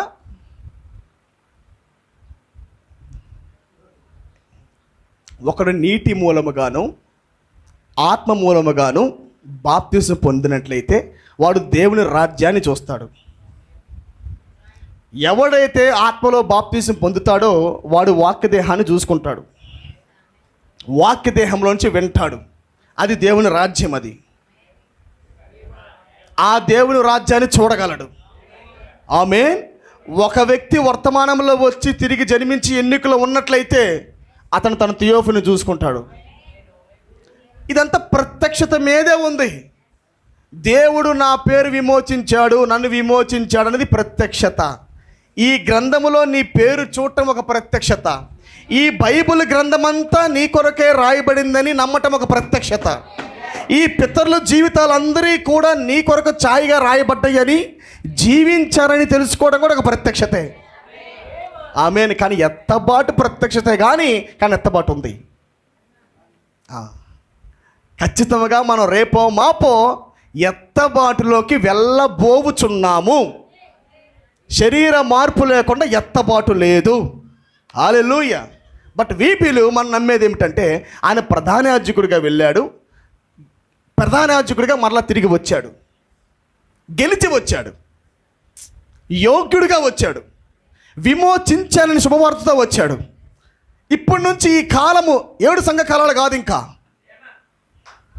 విమోచించక ముందు దాకా అది సంఘకాలాలే, కానీ విమోచించాక అది వధువు కాలము. ఎందుకంటే ఆ వధువు కాలంలో దేవుడు వచ్చాడు కాబట్టి, రూతు గ్రంథంలో బోయాజు వచ్చాడు కాబట్టి, ఎస్సేరులో ఎవరున్నారు? అహష్వరోషు రాజు ఉన్నాడు, ఆయన పేరు పెట్టలా, ఎస్తేరు పేరు పెట్టారు. అది వధువు కాలాలు అవి. 7 దాకా ఆది కాండము, పెరగమ అట్టబోతుంది, ఆది కాండము, నిర్గమాకాండము, లేవియా కాండము, సంఖ్యాకాండము, ద్వితీయోపదేశ కాండము, తర్వాత యెహోషువ, న్యాయాధిపతులు. ఆమేన్. 6లో తయారు చేయబడిన మనిషి పడిపోయాడు, మరలా 6లోనే గెలవాలా. యెహోషువ 6లో దేవుడు గెలిపించాడు, గ్రంథాన్ని 6లోనే పెట్టాడు ఆయన. గమనించండి, 7 న్యాయాధిపతులు అంటే 7 సంఘకాలాలు. కానీ 8 ఏంటి ప్రియులారా? రూతు గ్రంథం. ఆ 8లోకి వచ్చాడు ఆయన. 7 అయిపోయిన తర్వాత అంటేనే గ్రంథము తేవటమే 7 క్లోజు. అర్థమైంది నా మాట? గ్రంథము తెచ్చి విమోచించాను అని చెప్పటమే సంఘకాలాలు క్లోజు. ఇప్పుడు మనం నివసించుతున్న కాలము వధువు కాలము, ఇది రూతు కాలం. ఇది అందుకే 46లో ఒకేసారి యూదులు వచ్చారు. అదే సమయంలో మన ప్రవక్తను దూత కలుసుకుంది. Turning back to the homeland, మరలా తిరిగి స్వదేశానికి వచ్చుట కొరకు దేవుడు అన్నిటిని సంసిద్ధం చేశాడు ఆయన. నమ్ముతున్నారు మీరు ఇవన్నీ కూడా? ప్రధాన యాజకుడుగా ప్రవక్త అన్నాడు, హూ ఈజ్ దిస్ మెల్కిజెదెక్? ఈ మెల్కిజెదెక్ ఎవరు? ఈ రొట్టె ద్రాక్ష రసాన్ని తెచ్చిన వాళ్ళు ఎవరు?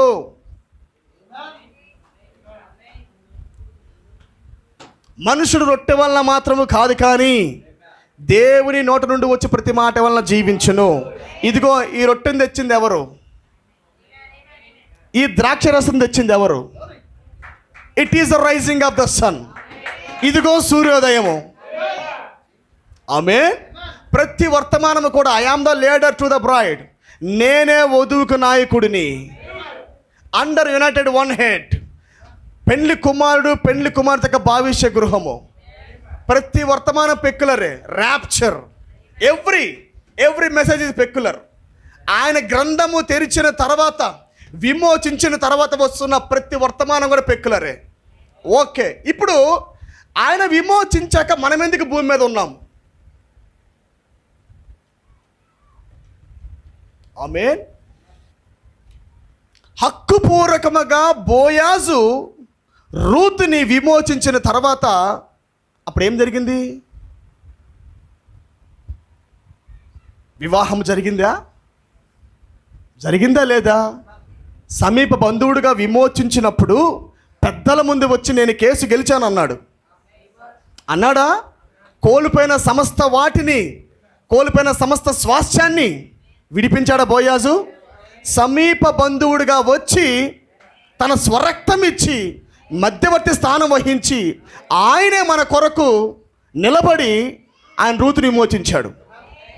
మనల్ని విమోచించాడు. ఆయన విమోచించిన తర్వాత వివాహం ఆడాడు ఆయన. ఆమేన్. అందుకే ప్రవక్త మ్యారేజ్ ఆఫీసర్గా ఉండి మనకి క్రీస్తుకి అదృశ్య ఐక్యతతో వివాహాన్ని చేశాడు. ఆమేన్. లేకపోతే గుసగుసలు రావు, లేకపోతే రాయబడిన సంగతులు రావు, రాకపోతే ఉరుములు రావు. హల్లెలూయా. ఆయన యొక్క మన్నా మనకి కావాలన్నా ఒక చిన్న మాట నేను చూపిస్తాను. తీండి పిల్లారా, ఇది ఒక్కటి నేను చూపించి కొద్ది మన అంశంలోకి వెళ్తాం. Glory to God.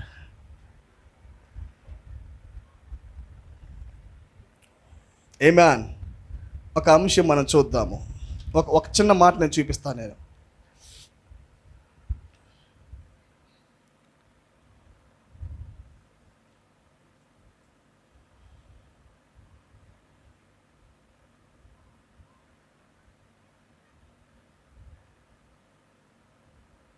నిర్గమాకాండము 17వ అధ్యాయము. నిర్గమాకాండం 17వ అధ్యాయము 14వ వచనం తీయండి. అప్పుడు యెహోవా మోషేతో ఇట్లనెను. స్లోగా చదువు. అప్పుడు యెహోవా మోషేతో ఇట్లనెను. నేను అమాలేకీయుల పేరు ఆకాశం క్రింద నుండకుండా బొత్తిగా తుడిచివేదును గనుక జ్ఞాపకార్థ గ్రంథములో దీనిని రాసి యెహోషువకు వినిపించుము. ఎవరికి వినిపించాలి?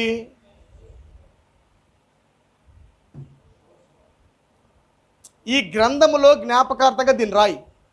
ఏం రాయాలి? అమాలేకీలను నేను తుడిచివేస్తా భూమి కింద లేకుండా. ఇది ఎవరికి చెప్పమాకు? యెహోషువకు చెప్పు. ఆమేన్. నెక్స్ట్ ఎవరైతే దీన్ని టేక్ ఓవర్ చేస్తున్నారో బ్రైడేజ్ వాళ్ళకి చెప్పు. విలియం బ్రానమ్ ఈ గ్రంథంలో రాయబడిన సంగతులు చెప్పు. నువ్వు 4 గుర్రాలను చంపబోతున్నా, భూమి కింద వాడిని నాశనం చేయబోతున్నా, పాప నియమాలు మరణించబోతున్నాయి, అమాలేకులు లేకుండా చేస్తా. Glory to God. వధువు కాలములో ఉన్న యెహోషువకు చెప్పు, అమాలేకులు లేకుండా చేస్తా నేను. తర్వాత కింద చదవండి, చాలా బాగుంటుంది. తరువాత మోషే ఒక బలిపీఠము కట్టి దానికి యెహోవా నిస్సి అని పేరు పెట్టి అమాలేకులు తమ చేతిని యెహోవా సింహాసమునకు విరోధముగా ఎత్తిరి గనుక యెహోవాకు అమాలేకీలతో తరతరముల వరకు యుద్ధమాయెను. ఒక్క నిమిషం అండి. 14 ఇంగ్లీష్ చదవండి. 14 ఇంగ్లీష్ చదవండి ఒక్కసారి. And the Lord said unto Moses, యెహోవా మోషేకు ఇలాగా ఆజ్ఞాపించెను, write this for a memorial in a book and rehearse it in the ears of Joshua. ఏంటది? రిహార్స్. రేపు ఇంకా బలముగా జరగబోతున్నాయి. ముంగుర్తు ఛాయగా, రిహార్సల్గా యెహోషువ చెవికి దాన్ని వినిపించు. ఆమేన్. Write this for a memorial in a book and rehearse it in the ears of Joshua. For I will utterly put out the remembrance of Amalek from under heaven. ఆకాశము కింద అమాలేకులను నేను మట్టు పెట్టేదనని, తుడిచివేయుదనని రిహార్సల్గా గ్రంథములో జ్ఞాపకార్థముగా రాసి యెహోషువకి వినిపించు. యెహోషువ చెవులో చెప్పు. హల్లెలూయా. ఎందుకు చెప్పమంటున్నాడు? ఎలాగైతే అమాలేకీలను మట్ట పెడుతున్నానో, తుడిచిపెడుతున్నానో, రేపన్నాక జాషువా ద్వారా. ఇది కేవలం రిహార్సల్ మాత్రమే. మోషే నువ్వు చేస్తున్నది కేవలం రిహార్సల్ యుద్ధం మాత్రమే. కానీ రేపన్నాక జాషువా చేయబోతున్న యుద్ధము పరిపూర్ణమైన యుద్ధము. హల్లెలూయా. పరిపూర్ణంగా తుడిచిపెట్టబడే ఒక పరిచర్య రాబోతున్నది. ఆమేన్. ఒకసారి 17:9 తీయండి. 17:9. మోషే యెహోషువతో మన కొరకు మనుషులను ఏర్పరిచి వారిని తీసుకొని బయలువెళ్ళి అమాలేకీలతో యుద్ధము చెయ్యము. ఎవరితో ఈ మాట అంటున్నాడు? అంతేనా? రేపు నేను దేవుని కర్రను చేతపట్టుకొని ఆ కొండ శిఖరం మీద నిలిచేదను. ఇంగ్లీష్లో బాగుంటుంది. And Moses said unto Joshua, choose us out men and go out fight with Amalek. వెళ్ళి అమాలేకీలతో పోరాటము చెయ్యము, యుద్ధము చెయ్యము. కమిషన్ అప్పగిస్తున్నాడు. ఆమె పరిచర్యను మోషే యెహోషువకు అప్పగిస్తున్నాడు. అతని చెవులో చెప్పు కొన్ని కార్యాలు, గ్రంథములో అతని కొరకు కొన్ని కార్యాలు రాయి. ఆమె కొన్ని కార్యాలు అతని కొరకు రాయి. అతను రేపు అన్నాక మర్చిపోకుండా ఉండటానికి. ఇది కేవలము కొంత మట్టుకే అని, రేపన్నాకి ఇంకా గొప్ప కార్యములు దేవుడు చేయబోతున్నాడని ఒక రిహార్సల్గా వినిపించమని దేవుడు యెహోషువకు చెబుతున్నాడు. ప్రియులారా, ఆమేన్. ప్రవక్త మనకు చెప్పాడా? కొన్ని రిహార్సల్ మనకు చెప్పాడా? కొన్ని రిహార్సల్ ప్రవక్త చూపించాడు సంఘానికి. ఇది కేవలం రిహార్సల్ మాత్రమే. హట్టి చూడండి, ఇది రిహార్సల్ మాత్రమే. ఈ పలుకబడిన మాట రిహార్సల్ మాత్రమే. ఈ గాలి తుఫాను గద్దించుట రిహార్సల్ మాత్రమే. చేపకు జీవం ఇచ్చుట రిహార్సల్ మాత్రమే. కణితిని వెళ్ళగొట్టుట రిహార్సల్ మాత్రమే. హల్లెలూయా. ఈ అమాలేకులు చంపేదనేది రిహార్సల్. కానీ రేపు అన్నాక పరిపూర్ణంగా ఈ భూమి మీద శత్రువుని లేకుండా చేస్తా. ఈ భూమి మొత్తాన్ని మీకు ఇస్తా. ఆమేన్. ఎవరు ఉండకుండా చేస్తా. హల్లెలూయా. వధువుకిచ్చిన గొప్ప భాగ్యం ప్రియులారా అది. వాడే కమిషన్. ఎటువంటి కమిషన్ దేవుడు మనకి ఇచ్చాడు. ఆమేన్. కొద్ది ముందుకెళ్దాం మనము. హల్లెలూయా. చూడండి, ఈ యాజకత్వము దేవుడు చేసిన తర్వాత ఆయన గెలిచి గ్రంథాన్ని తెచ్చాడు. కేసు గెలిచాడు ఆయన. కేసు గెలిచి గ్రంథాన్ని తెచ్చాడు ఆయన. ఆమేన్. న్యాయ తీర్పు, ద కోర్ట్. అందుకే ప్రవక్త ఏమన్నాడంటే, ఆయన ఎలా వచ్చాడంట? ఎలా వచ్చాడు ఆయన? ఒక జడ్జిగా వచ్చాడు ఆయన. విగ్గు ధరించుకొని, ఒక లండన్ జడ్జిలు ఎలాగైతే విగ్గులు పెట్టుకొని ఉంటారో, ఒక తీర్పరిగా దేవుడు భూమి మీదకి వచ్చాడు. వైట్ విగ్గు ధరించుకొని వచ్చాడు ఆయన. ఎవరికి తీర్పు తెచ్చడానికి? లోకానికి. ఎందుకంటే తన ప్రజలు ఆల్రెడీ విమోచించబడ్డారు కాబట్టే వారికి కృపిస్తున్నాడు, లోకానికి తీర్పునిస్తున్నాడు.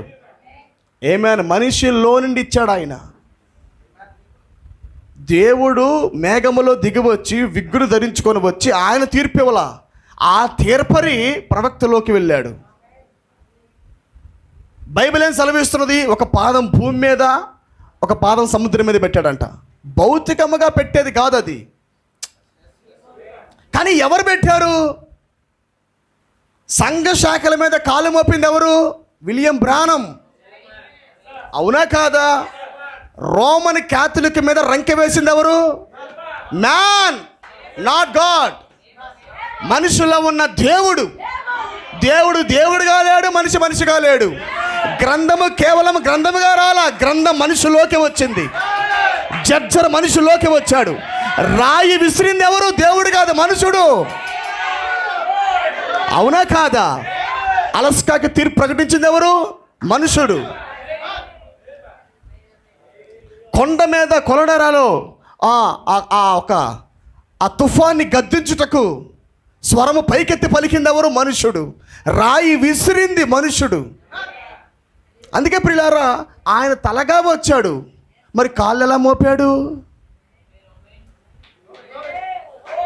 శిరస్సుగా వచ్చాడు. కానీ లేఖనం ఏమి సెలవిస్తున్నది? ఒక పాదం భూమి మీద, ఒక పాదం సముద్రం మీద మోపి అని ఉన్నది. ప్రవక్త అన్నాడు, మరి సముద్రం అంటే జలములకు సాదృశ్యము, జనములకు సాదృశ్యము. దాంట్లో క్రూరముఖం ఒకటి వస్తుంది, భూమిలోంచి ఒక క్రూరముఖం వస్తుంది, ఒక అమెరికా, ఒక ఆర్సీఎం వస్తుంది. ప్రొటెస్టెంట్లు వస్తున్నారు, రోమన్ క్యాథలిక్ ప్రజలు వస్తున్నారు. ఈ సంఘ శాఖలకు వాక్యం ఇవ్వకుండా వాళ్ళకి అటు ఇటు పాదాల పెట్టి తొక్కి, ఒక పాదము రోమన్ క్యాథలిక్ మీద వేశాడు ఆయన, ఒక పాదము ప్రవక్త ప్రొటెస్టెంట్లను తొక్కాడు ఆయన. తొక్కి ఎవరైతే విమోచించబడ్డారో, ఎవరైతే ఎన్నికలో ఉన్నారో, ఎవరైతే రక్తం కింద దాచబడ్డారో వారికి ఇచ్చాడు ఆయన గ్రంథాన్ని. ప్రకటన 1, ప్రకటన 7లోకి వెళ్ళాడు. ఇప్పుడు ప్రకటన 1, ప్రకటన 8లోకి వెళ్ళాడు. హల్లెలూయా. ఇక తీర్పరి ప్రవక్తే, కృపనిచ్చింది కూడా profit. Perfect man and perfect God. పరిపూర్ణమైన మనుషుడు, అలాగే పరిపూర్ణమైన దేవుడు ఆయన. ఒక మనిషి నాకు మరణం లేదని చెప్తున్నాడంటే ఎవరండి అతను?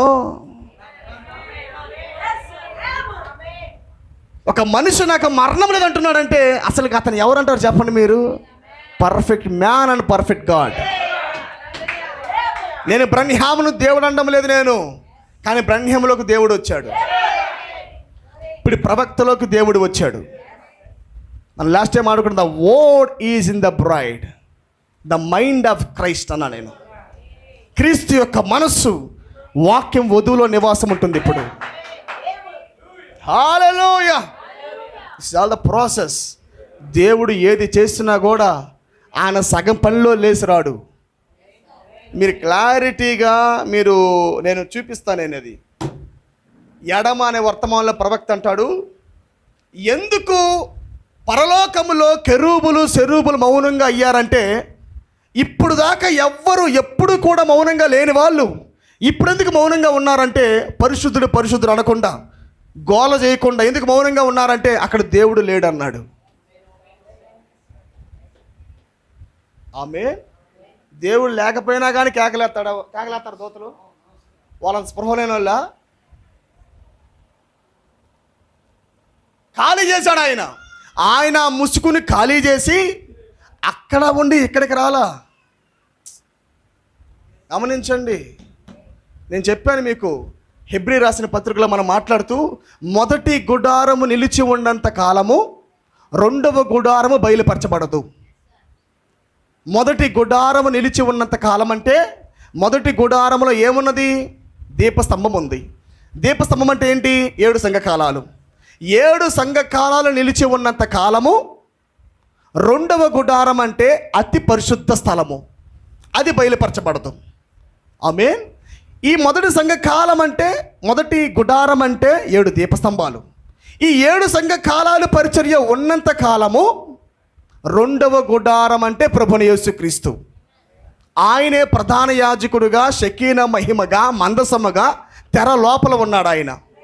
ఆ రెండవ గుడారములోకి వెళ్ళాలంటే మొదటి గుడారం యొక్క పని ముగియాలి. ఆమేన్. ఆ దీపస్తంభాలలో పౌలు నూనె పోశాడు. ఆ దీపస్తంభాల గొట్టములో ఐరెనస్ నూనె పోశాడు, మార్టిన్ పోశాడు, కొలంబో పోశాడు, లోదర్ పోశాడు, వెస్లీ పోశాడు, విలియం బ్రానం కూడా పోశాడు. ఆ గొట్టాలంటే 7 సంఘకాలాలు.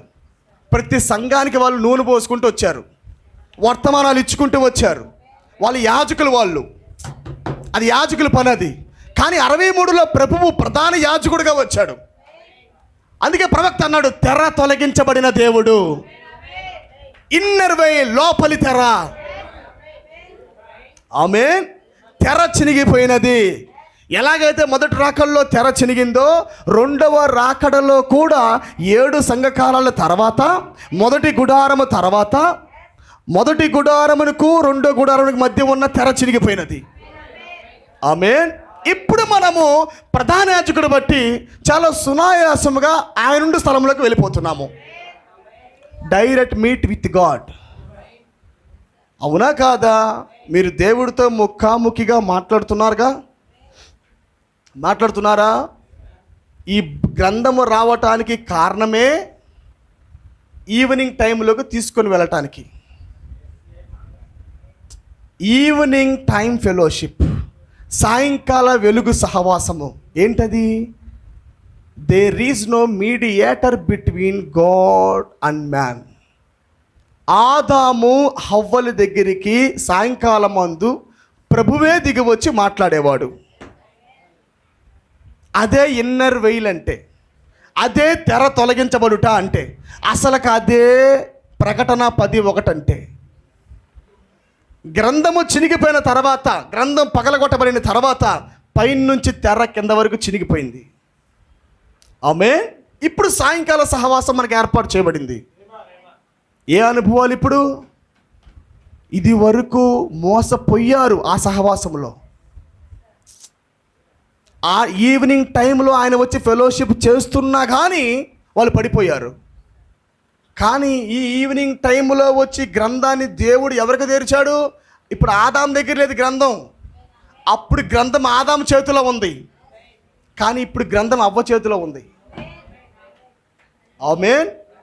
ప్రవక్త అన్నాడు, ఆదాము దగ్గర నుండి దేవుడు తన గ్రంథాన్ని తీసుకున్నాడంట. అవునా కాదా? అవ్వ దగ్గర లేదు, ఆదాం దగ్గర ఉంది. కానీ ఇప్పుడు గ్రంథం అవ్వ చేతిలో ఉంది. వాడి ట్రాప్స్ అన్నీ దీంట్లో ఉన్నాయి. గ్రంథము వధువు చేతిలో ఉంది. వాడు ఏ మూల వచ్చినా, అదిగో ప్రభు చూపించేసాడు, ఇదిగో వాడు జాడ, బండ మీద సర్పపు జాడ. వాడు చెట్ల మధ్యలో నుండి వస్తున్నాడు, చూసుకోండి. వాడు రహస్యంగా ఉన్నాడు, మీరు చూసుకోండి. హల్లెలూయా. ఈ సాయంకాల సహవాసం అనే ఈ ఏదెనులోనే వాడి జాడలు అనేకము పాకినా, కానీ దేవుడు వధువుగా గ్రంథాన్ని ఇచ్చాడు. ఇప్పుడు గ్రంథము వచ్చుట బట్టే మనం ఇప్పుడు గెలుస్తున్నాం. మనము ఈ గ్రంథము లోపలికి వెళ్ళుట బట్టి వాడి ట్రాప్స్ అన్నీ బయటపడ్డాయి. వాడు ఎక్కడ జొరబడినా ఇప్పుడు వధువు కనిపెట్టగలదు. అందుకే అంత డేరుగా అన్నాడు వధువు మోసపోదని. అప్పుడు ఆదాం మోసపోడు. ఎందుకంత డేరు ఉంది? గ్రంథంలో ఉన్న వారందరూ ఆదాముకు తెలుసు. వాడి ట్రాప్స్ అన్నీ తెలుసు. వాడు ఆ ఏదెనులోనే ఉన్నాడని తెలుసు. వాడు సర్పంగా ఉన్నాడని తెలుసు. వాడి జాడ తెలుసు. వాడు ఏ సర్పంలో ఎవరి లోపలికి దూరాడో తెలుసు. ఆమేన్. అన్నీ తెలుసు ఆదాంకి, కానీ అవ్వకు తెలియదు. కానీ ఇప్పుడు అవ్వకు తెలుసు. ఆమేన్. ఎందుకంటే ఆదామే అవ్వలో ఉన్నాడు. ఈ గ్రంథం అంటేనే ఆదాము. గ్రంథమే ఆదాము. ఆదామే శరీరం అయ్యాడు. గ్రంథమే వధువులో శరీరం అవుతుంది. ఆ వాక్యమే శరీరధారిగా వధువులోకి దిగి వస్తుంది. అందుకే వధువు ఏ మాత్రము కూడా మోసపోదు. హల్లెలూయా. కొద్ది ముందుకెళ్దాం మనము. ప్రొఫెట్ అంటున్నాడు, పిల్లారా, యోహాను ఆత్మలో పరవాసిగా అయ్యాడు. ఏంటి పరవాస అవటం అంటే? దేని గురించి ఈయన మాట్లాడుతున్నాడు? ఆత్మలో పరవాస అవటం అంటే ఏంటి? ఒక ఎగ్జాంపుల్ ప్రవక్త చెప్పాడు. ఈ భూలోకంలో అనేక ఆటలు మనం గమనిస్తూ ఉంటాం. బేస్బాల్ కానీ, ఫుట్బాల్ కానీ, క్రికెట్ కానీ మనం చూస్తూ ఉంటాం. ఆ క్రికెట్ గేమ్ మనం చూసినప్పుడు క్రికెట్ గేమ్లోకి వెళ్ళిన వ్యక్తి నిజానికి ఆ వ్యక్తి ఆడడు. ఆడియన్స్ ఆ వ్యక్తి. ఆడియన్స్గా ఉన్న ఆ వ్యక్తి ఆ గీత పక్కనే కూర్చొని, బౌండరీ బోర్డర్ పక్కనే కూర్చొని తన ఫేవరెట్ బ్యాట్స్మెన్ కొట్టినప్పుడల్లా కేకలేస్తూ ఉంటాడు. జాగ్రత్తగా వినాలి. Favourite batsmen. ఇంకా ఇంటికాడ ఏ సంగతులు ఉన్నాయో పట్టించుకోడు, వాళ్ళ అమ్మ నాన్న ఏం చేస్తున్నారో పట్టించుకోడు, వాళ్ళ భార్య పిల్లలు నో, ఫోన్ స్విచ్ ఆఫ్ చేసి జేబులో పెట్టేసి ఈ రోజు మొత్తం క్రికెటే, ఈ రోజు మొత్తం నేను ఈ ఆటనే గమనించాలా, ఎంజాయ్ చేయాలా, ఆమేన్ అని ఆ వ్యక్తి కూర్చొని ఆ ఆటనే గమనిస్తా ఆ ఒక్క ఆత్మలోకి వెళ్ళిపోతాడంట. క్రికెట్ ఆత్మలోకి వెళ్ళిపోతాడంట. అక్కడెక్కడో సిక్స్ కొడితే ఇక్కడ గంతులు వేస్తూ ఉంటాడంట. ఆమేన్. ఇంకో మాట చెప్పాలంటే ఆట ఆడుతున్న వాడికన్నా వీడే ఎక్కువగా ఆనందపడతాడంట. అంత ఆత్మలోకి వెళ్ళాడు, ఆత్మలో పరవాసి, క్రికెట్ ఆత్మలో పరవాసి. ఆమేన్. ఎంత పక్కనోడు కదిలిచ్చినా కదలడు. వినాలి. ఆ మక్కువ, ఆ వ్యసనం, ఆ ఇష్టం, ఆ ప్రేమ, దాని మీద ఉన్న అంత ప్రేమ ఇంక ఎవరు కదిలించినా కదలడు, ఎవరు చెప్పినా వినడు. నేను ఖచ్చితంగా నా బెస్ట్ ఫేవరెట్ ప్లేయర్ యొక్క ఆట చూడాల్సిందే అనుకుంటాడంట. ఆమేన్. ప్రవక్త అంటున్నాడు, ఒక భౌతికమైన ఆటకే వాడంతగా మునిగిపోతే, ఒక భౌతికమైన ఆటకున్న ఆత్మలో అంత మునిగితే, అసలు యోహాను వెళ్ళింది దేంట్లోకి? దేవుని ఆత్మలో పరవశయ్యాడంట. ఇంకా బయట శబ్దాలు వినబడవన్నాడు ఆయన. దీనితో పోల్చాడు ఆయన. బయట శబ్దాలు వినబడవంటే ముందు వాడు ఆటలో నిమగ్నం అవ్వాలా, ముందు దేవుడు నీకు ఇష్టం అవ్వాలా, ఆ పరిమాణగుతున్న సంగతి నీకు ఇష్టం పెరగాల, వ్యసనం అవ్వాలి. నీకు ప్రత్యక్షతలు వ్యసనంగా మారినప్పుడు, దేవుని ఆత్మ నీకు వ్యసనంగా మారినప్పుడు, దేవుడి ప్రేమలో పరవశించాలనే ఆత్మ నీకు వచ్చినప్పుడు, ఇంక పక్కనోడు వచ్చి దిగదిపిన సమస్య వచ్చి ఎట్టన్నా, ఇబ్బంది వచ్చి ఎట్టన్నా, లోకస్తులు వచ్చి నానా రకాలుగా మాట్లాడినా కానీ ఏం పట్టు, సెల్ ఫోన్ స్విచ్ ఆఫ్ లాగా ఆ కార్యాలకు మన స్విచ్ ఆఫ్. అర్థమైందని ఆ మాట మీకు? అందుకే ప్రొఫెట్ అన్నాడు, 7 సంఘ కాలాలు ముగిసిన తర్వాత, 2-3 అధ్యాయాలు ముగిసిన తర్వాత అప్పుడు వచ్చిందంట బోరధ్వని వంటి శబ్దము, ఇక్కడికి ఎక్కిరా. అంటే మొదటి గుడారములో ఉన్న నీవు 2వ గుడారములోకి రా అని దేవుడు యోహాని పిలిచాడంట. తెర చినక్కుండానే పిలుస్తాడా? గమనించారా నా మాట మీరు?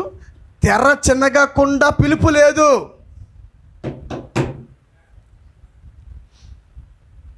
ఏడు దీప స్తంభాలలో కదిలిన ఈ దేవుడే విమోచించబడిన వారి కొరకు భూమి మీదకి వచ్చి తెర చింపిన తర్వాత పిలుస్తున్నాడు, ఇక్కడికి ఎక్కిరా. ఇప్పుడు దాకా నీ ముందు ఈ స్వరమే, కానీ ఇప్పుడు నీకు స్వరము ఒకటైనప్పటికీ కానీ బూరధ్వనిగా నీకు మరిన్ని సంగతులు చూపిస్తారా, ఆత్మలో పరవశగుదురా. ఆమేన్. ఇంక అందరితో కలగలుపు, అన్ని ఆలోచనలతో కలగలుపు, 7 దీపస్తంభం మధ్యలో ఉన్న ప్రజలతో కలగలుపు, 7వ సంఘ కాలంలో ఉన్న ప్రభావాలతో కలగలుపు, ఇలాంటివి ఉండవు. ఇంకా కలగలుపు. కలిస్తే యోహాను వంటి వారితోనే కలుస్తున్నాడు. వాతావరణాన్ని పోగొట్టుకోకుండా ఆ వ్యసనంలోనే ఉంటున్నాడు, ఆ ప్రపంచంలోనే ఉంటున్నాడు, ఆత్మలో పరవశ అవుతున్నాడు.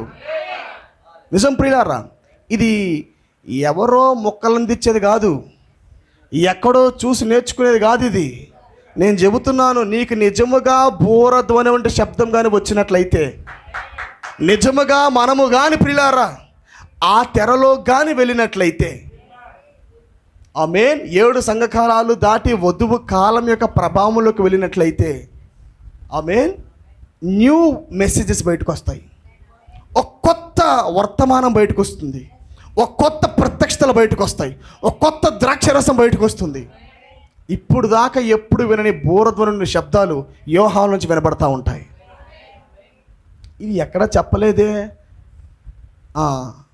ఆ కాలంలో ఉన్న ఉరుములవి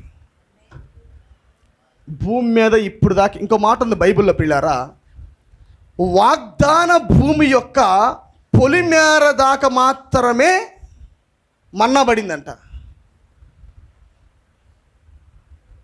మన్నా ఆకాశంలోంచి కురిసే మన్నా ఎప్పుడు దాకా పడిందంట? వాగ్దాన భూమి యొక్క ఇంకా అది వాగ్దాన భూమి అంటే గడప దాకా మాత్రమే పడిందంట ఇది మన్నా. ఎప్పుడైతే వీళ్ళు వాగ్దాన భూమిలోకి వెళ్ళారో ఇంకా మన్నా పడట్లా. అది దేనికి సాదృశ్యము? వాగ్దాన భూమి అంటే ఇక్కడికి ఎక్కిరమ్ము అనే శబ్దానికి సాదృశ్యం. వాగ్దాన భూమి అంటే అతి పరిశుద్ధ స్థలమని సాదృశ్యం. ఈ అరణ్య ప్రాంతంలో పడిన మన్నా అంటే మొదటి గుడారములో పడిన అభిషేకాలకు సాదృశ్యం. 7 సంఘకాలాల వర్తమానికులకు సాదృశ్యం. హల్లెలూయా. ఈ వాగ్దానములకు వెళ్ళిన తర్వాత ఇప్పుడు గమనించండి, ఎవరికి వారు నాగలి పట్టుకొని దున్నుకొని పంట తెచ్చుకోవాల్సిందే. ఫ్రీగా రాదు. ఇంకా ఫ్రీ మన్నా గొరవదు. ఒకవేళ నువ్వు వెళ్ళి తెచ్చుకున్నది ఎక్స్పైర్ మన్నానే. ఆమేన్. ఫ్రీ మన్నా కాదు. ఇంకా నీవు పని చేయాలా, నీవు ఆత్మవశుడు అవ్వాలా, నువ్వు ప్రార్థనలో ఉండాలా, నువ్వు దున్నాలా, నువ్వు పంట నాటాలా. అప్పుడు నీకు వస్తే వ్యక్తిగత ప్రత్యక్షతలు. సమయాన్ని వెచ్చించండి దేవుడి కొరకు.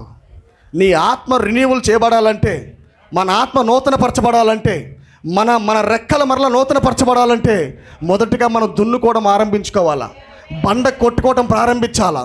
ప్రత్యక్షతలు రావాలంటే మనం ఏం చేయాలి? దున్నాలా. ప్రతిరోజు పౌలు తన దేహాన్ని నలగొడుతున్నాడు అంట పిల్లారా. ఈ నలగొడితేనే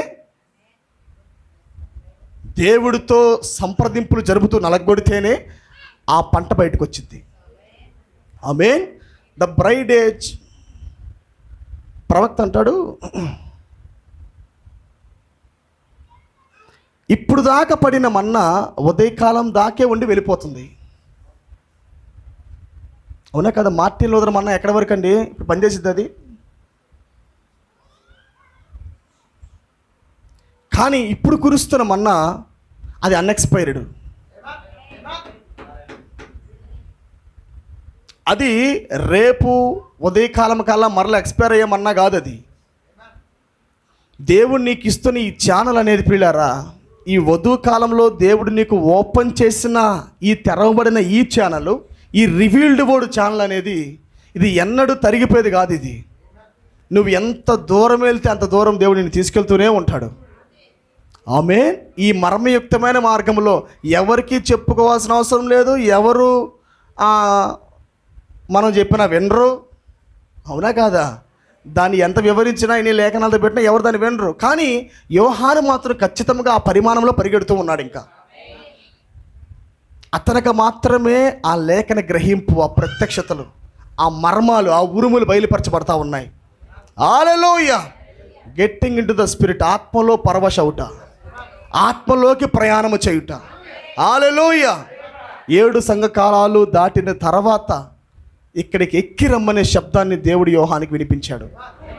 ఆమేన్. Spiritual development. ఆత్మీయముగా యోహాను ఎగిరాడు. ఆత్మీయముగా ఇప్పుడు వధువు ఎగిరింది. ఆమేన్. ఉన్నత స్థలముల్లో ఎగురుతుంది ఆమె. పక్షిరాజు ఎగురుతుంది ఎక్కడ? ఉన్నత స్థలాలలో. ఇప్పుడు దాకా పొందిన ప్రత్యక్షతలు వేరు, ఇప్పుడు నుంచి పొందుతున్న ప్రత్యక్షతలు వేరు. హల్లెలూయా. దేవుడు మరింతగా మన జీవితాల్లో కార్యములు జరిగించునుగాక. ప్రతి ఒక్కరు కూడా ఆత్మలో పరవశులగుదుముగాక. దేవుడి కొద్ది మాటలు దీవించునుగాక.